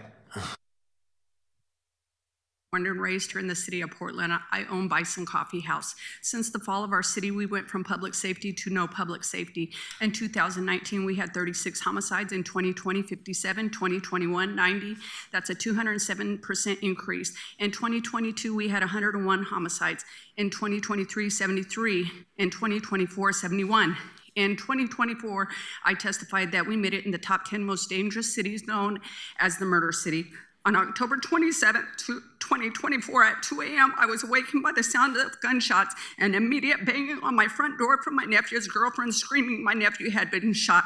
This is my nephew me and my father raised from a baby. I was immediately in the worst nightmare of my life. I ran as fast as I could with his girlfriend to try to save his life. I felt like I was going to lose my mind while praying to God to help me not to lose it. As I ran, I called 911 to only get a recording during a life and death situation.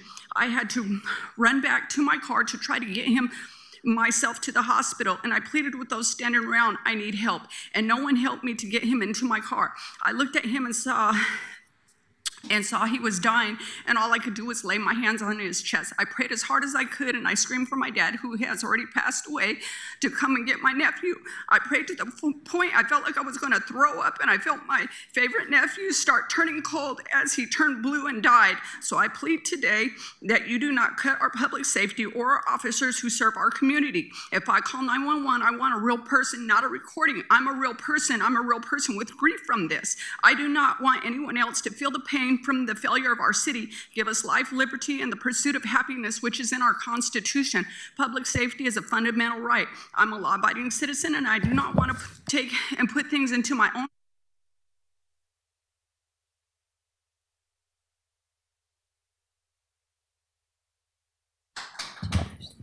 Next up, Jay Ashley is joining us virtually, followed by Charlie Michelle Wesley. Good afternoon, council members. Can everybody hear me? Okay, great. Thank you for taking testimony on this. I'm here to support this clarification of the definition of bias. Frankly, I don't see it as a change of definition. I see it as a clarification to give more specific direction so that the decision makers can understand what constitutes bias and what does not constitute bias. I heard my colleague, Dr. Haynes, describe this as similar to what we expect of juries, and I think that's an appropriate standard. And I do feel like there is performative brinkmanship that we have heard here today, but it is not on behalf of the city or advocates for police accountability. There is a difference between holding officers accountable and punishing them. We are not seeking to punish police officers. We are seeking to hold them accountable, and that supports public safety for everybody. Thank you for your time. Next up is Charlie Michelle Wesley, followed by Karen Chire. Thank you. I'm Charlie Michelle Wesley. Indigenous ancestors are very proud of me this month as I took my 24-year coin clean and sober through a 12-step program, whose first step principle is honesty. We're not always the worst thing we have ever done, and ultimately, we get to be of service to others. And just as the core values are imperative to the integrity of the city, so are my recovery principles to me. I have integrity and am a trustworthy person who is a fierce defender of our marginalized and most vulnerable community members. My entire life prepared me for this moment in history, and I hope you don't oppress my testimony. A life of abuse is unimaginable. There is so much you can learn from our experiences if you could just see the value of our trauma, our emotions, the gift of our truth to help bring light to why police accountability is so necessary. Yet, as an advocate for police accountability, I and others are viewed as anti-police, and accountability is somehow a punishment for them instead of an opportunity for corrective action and to gain our trust.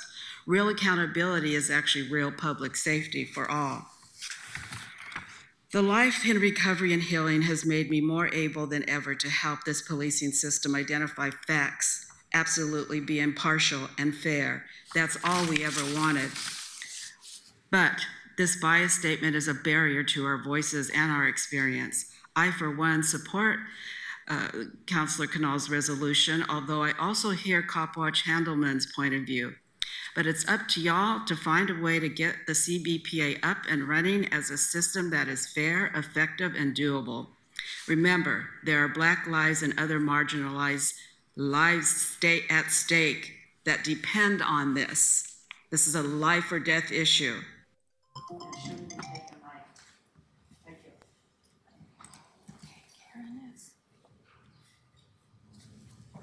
Next up is Karen Chire joining us virtually, followed by Jerry McCorkle.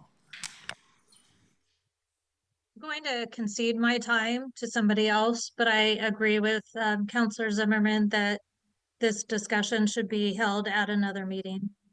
And I've submitted my written testimony to the council clerk.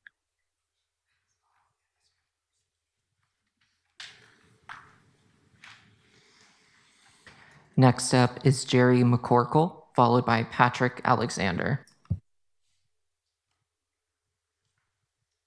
Good afternoon. The lack of police accountability is the biggest threat to public safety we face in Portland. The latest incarceration of police accountability seeks to disenfranchise all of my friends, neighbors, fellow citizens who have ever called for change. As Councillor Canal has pointed out, anyone who has expressed an interest in police accountability could be made ineligible to participate. People who are passionate about meaningful reforms that could actually make our community safer will continue to be excluded from the process, just like I have been. Do you want to limit participation to people who don't care about community safety? To live in Portland and not have any opinion about policing requires either not paying attention or willful ignorance. These are not the people we want to stand up to police abuses. Please enact the will of the voters and make meaningful police accountability happen. Put accountability in the hands of concerned citizens, not in the hands of cops. Police involvement in the Community Police Oversight Board is the real problem. For 150 years, the Portland police have investigated themselves and found nothing wrong. PPB and PPA are telling you that hundreds of people killed, thousands terrorized, and millions of dollars in settlements are just the price of keeping us safe from the real bad guys. I don't believe that, and neither does the vast majority of Portland. We can do better. We must do better. Thank you for letting me speak. I hope you are listening. not just to me, but to all the voters who want to end the reign of unchecked police violence, and to the voters who put you in those chairs. Once. Good day. I'm afraid we only have time for one more speaker.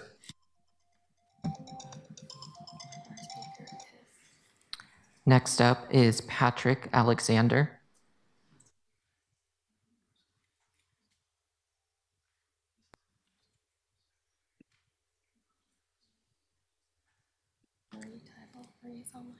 Next up is Marie Tybal, who's joining us virtually.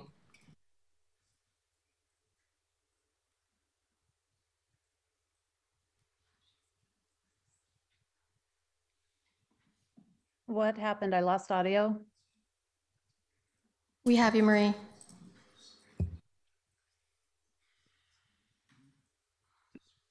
Marie, can you hear us?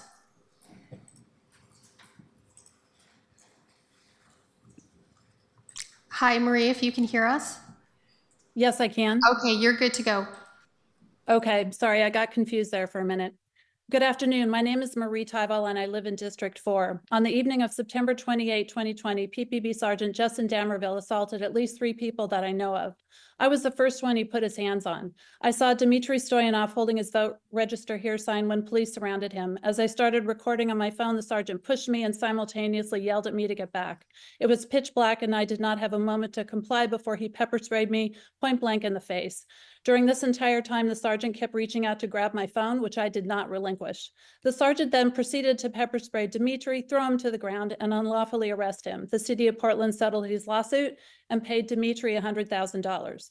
But clearly Dmitry and I were just the warm-up act because later that evening, the sergeant assaulted a man in a wheelchair, Destin Ferreira. Destin suffered soft tissue damage to his shoulder, as well as an exacerbation of his disease, osteogenesis imperfecta, which Destin said had caused more than 900 bone breaks and fractures in his life. Destin sued and reached a settlement of $400,000 with the city of Portland. Sergeant Damerville resigned from Portland Police on May 18, 2022. In June 2024, the Williamson Herald announced with fanfare that Justin Damerville was one of 2, quote unquote, great hires at the Brentwood, Tennessee Police Department. I unequivocally support Councilor Canal's resolution because our lives quite literally depend on it. Thank you.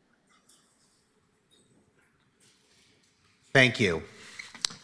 I want to say something about the amendment that I put out there, which is that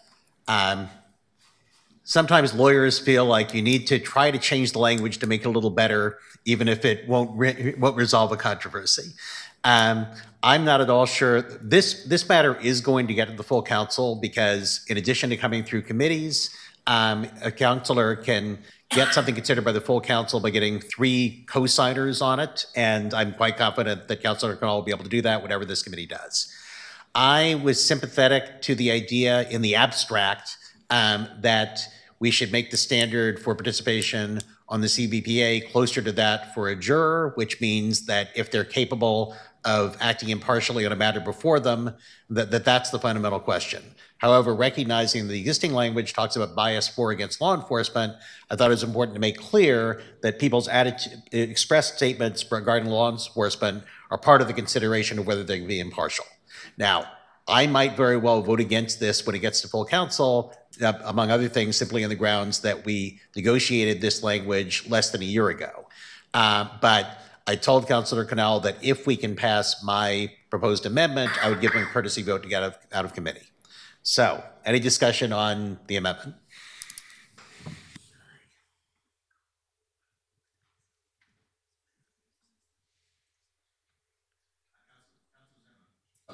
Sorry. You were just going to, oh, Councilor Canal. Okay, Councilor Maria, sorry. I need to process for a second. Okay. Okay. Maybe in that time, Councilor Canal, you can explain the timing issue.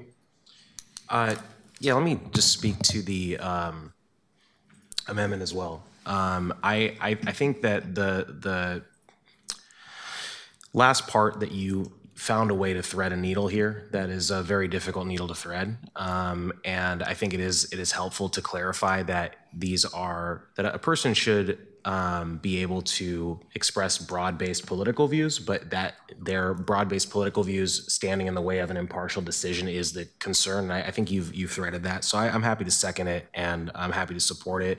I think to the timing issue, the goal is that when the nominating committee receives applications after the deadline for applications, that they are able to apply a standard that makes sense from a timing perspective. And I recognize that there's a lot of people who want this document to do a lot of things it does not do in a lot of different directions. The goal of this document is so that the nominating committee has a standard that it can apply that makes sense. And I think the issue there is that we're seeing we have a timeline under the federal settlement agreement to implement this oversight board. And therefore, this application process is going to be happening regardless of whether there's any change that occurs to the code or not, regardless if this resolution happens or not. And so enabling the possibility that there might be, it might be possible to have the standard be changed in time for the nominating committee to use that standard when reviewing applications is the urgency. At the same time, I am deeply uncomfortable with cutting off public testimony. And I want to fully recognize that. I'm really, I got to be honest with everybody here. I did not expect for this to be something that so many people wanted to testify on. It's a technical fix from my perspective, not a substantive thing. So there are other substantive factors that are worth discussing here, but Took time off work to be here. We deserve to have our voices heard, and this is rude, and you said you were going to represent us. I am agreeing with that statement. Yes, so I appreciate it. We should have a chance to have our voices heard. That is what you promised us when we voted for 12 members. It's technical, but we wanted to be able to extend this hearing past 5 o'clock. We were told that because the open signal contract doesn't allow for paying for the broadcasting it, et cetera, we could not operate after 4:45. We think that the committees are where public testimony are supposed to take place, and if in order for that to happen, we need more flexibility in the timing. Today, we were simply told we had no choice. Yes, and then you took 20 minutes to talk about your amendment, and then we heard 10 more minutes from Mr. Canal. Thank you. Councilor Murillo. I just want you to know how angry we are. At least I am. Thank you. So if I'm understanding correctly, I just want to make sure I fully understand your amendment, Councilor Novick.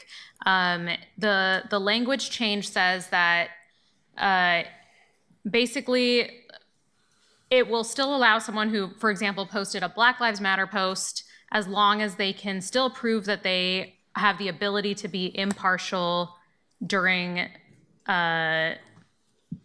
that correct?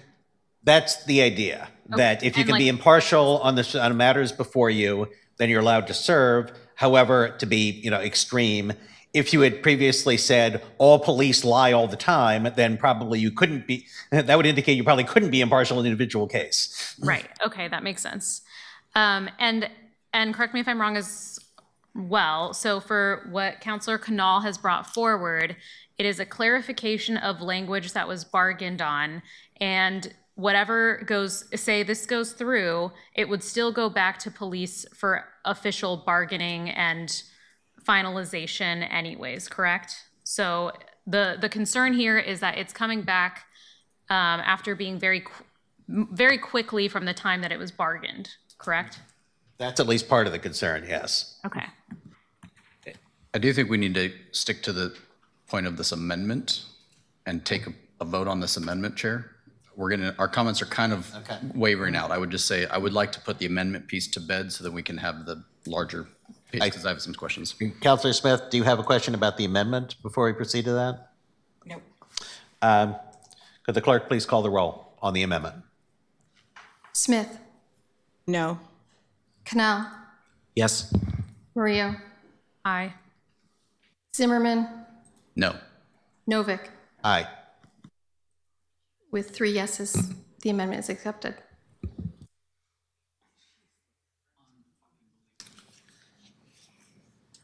And now do we have any, does anyone, Councilor Smith on the outlying issue.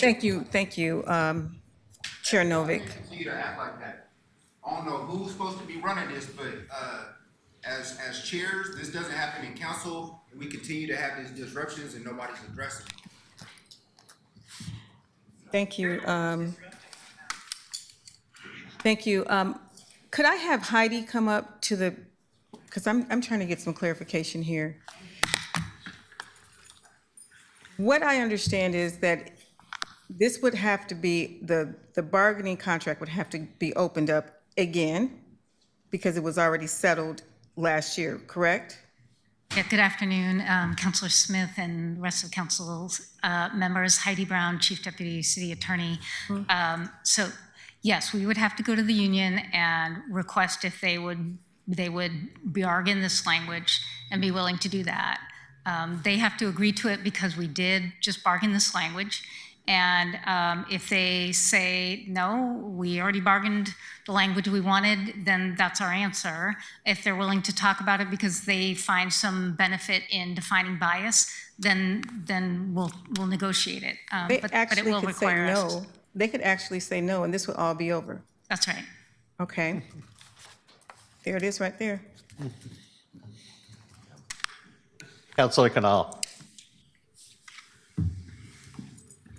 I'll defer to Councilor Zimmerman. Councilor Zimmerman.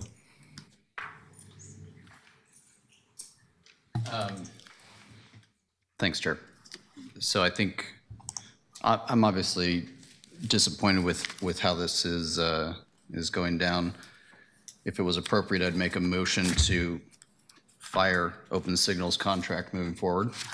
I'd also say I think this might be an example where having co-chairs might not always work. We've got to have somebody who can keep this room in check so that regardless of the council, regardless of the position, we are adhering to the rules, that we have that man rate at the beginning of this meeting. But first and foremost, I was skeptical, opening this back up.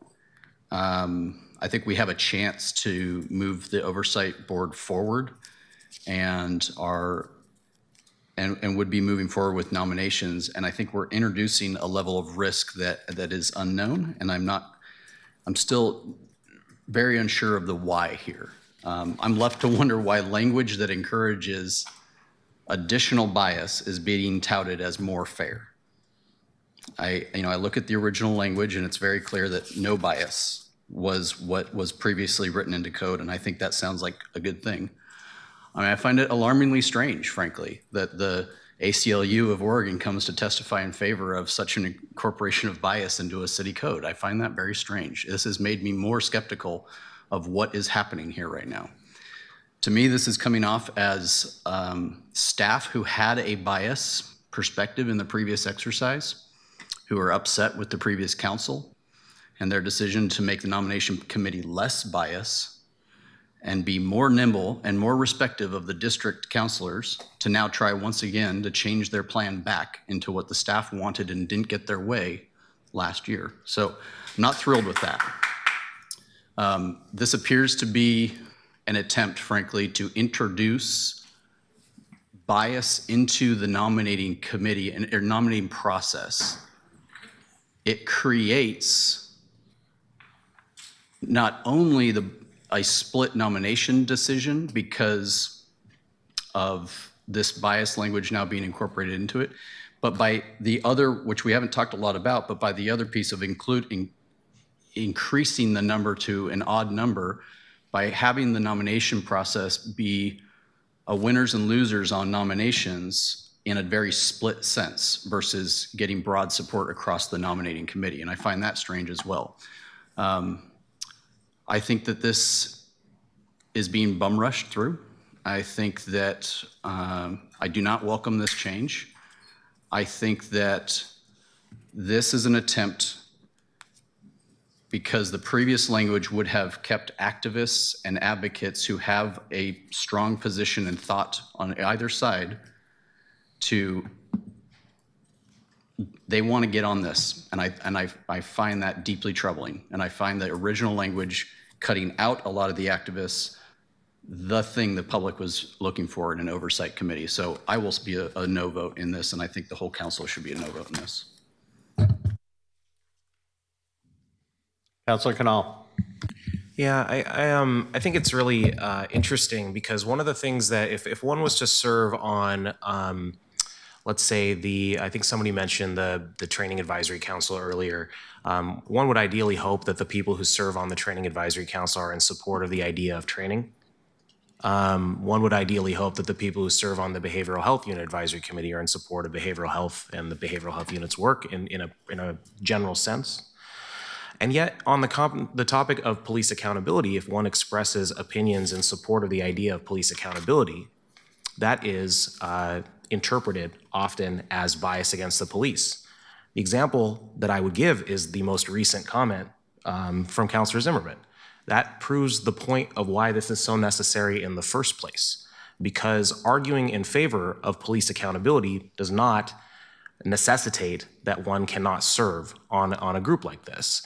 And I think that is the ultimate question here, is whether or not they'll be excluded from, again, the first of two filters on whether or not that an applicant has to go to serve is this nominating committee. Will they be ruled out for expressing support of the idea of police accountability? And that is not related necessarily to one's viewpoint on police broadly. I can speak to the 1,500 plus people who gave opinions, including some of the folks in this room, to the work in the last few years. So I guess what I'm trying to say is that there's a conflation and an attempt to divine what someone has in their heart or in their soul based off of their support for the idea of accountability, and that this aims to address that. I'm grateful for the fact that we voted on the amendment because it clarifies what it is that we're talking about now. We'll know what the proposal is. And the question that will be at some point before this committee is whether or not the full council should be able to take it up.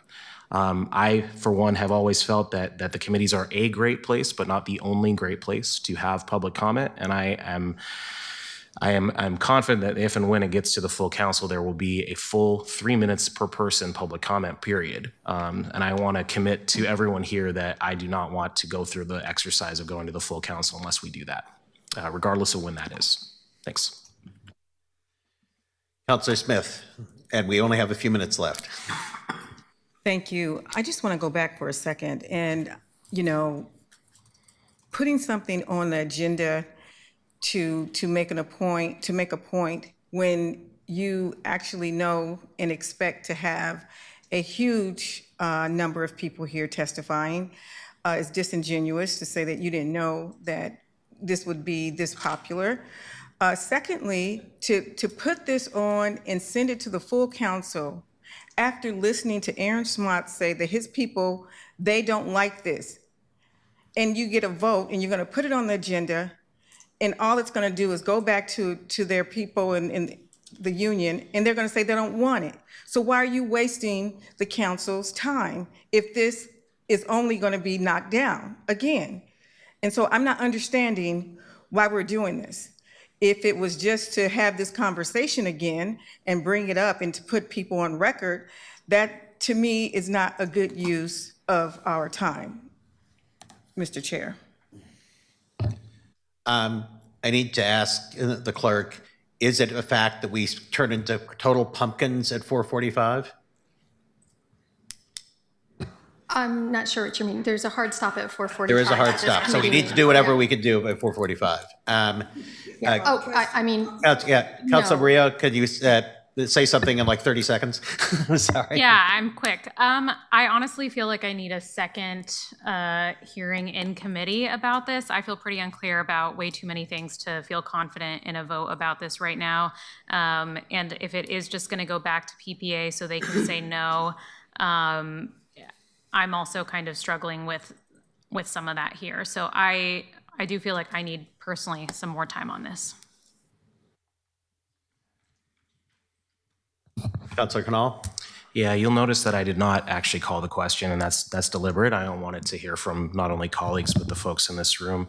I think it's, we've had a precedent set in the governance committee and potentially other committees earlier this week that one can discuss a resolution and end without a vote on it. with the intention of being able to add that to an agenda for a future meeting. And I think that that's an appropriate use here. I am deeply uncomfortable with the idea that people would be cut off from public testimony. In particular, we only got through, I think, 12 people. And I want to encourage everyone who testified here, everyone who attempted to testify here to please be a part of it the next time that comes up, because we'd love to hear from you. And I also want to thank all the people that wrote in testimony. But I am choosing at this moment not to ask for a vote, and I would encourage us to conclude the conversation while leaving that open the way that the governance committee did. Councilor Zimmerman. You are one of the co-chairs of this committee, Councilor, and I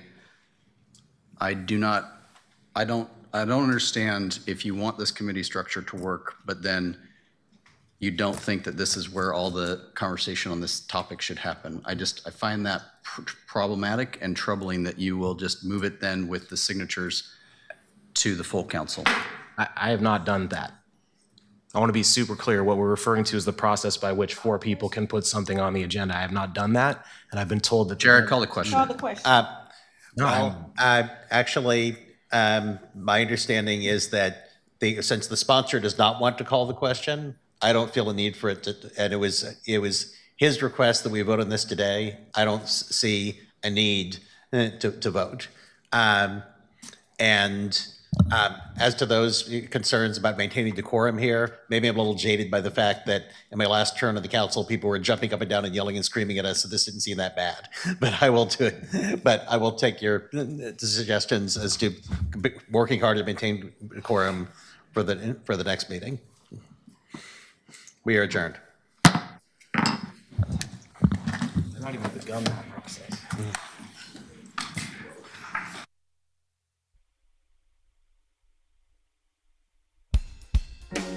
Thank you.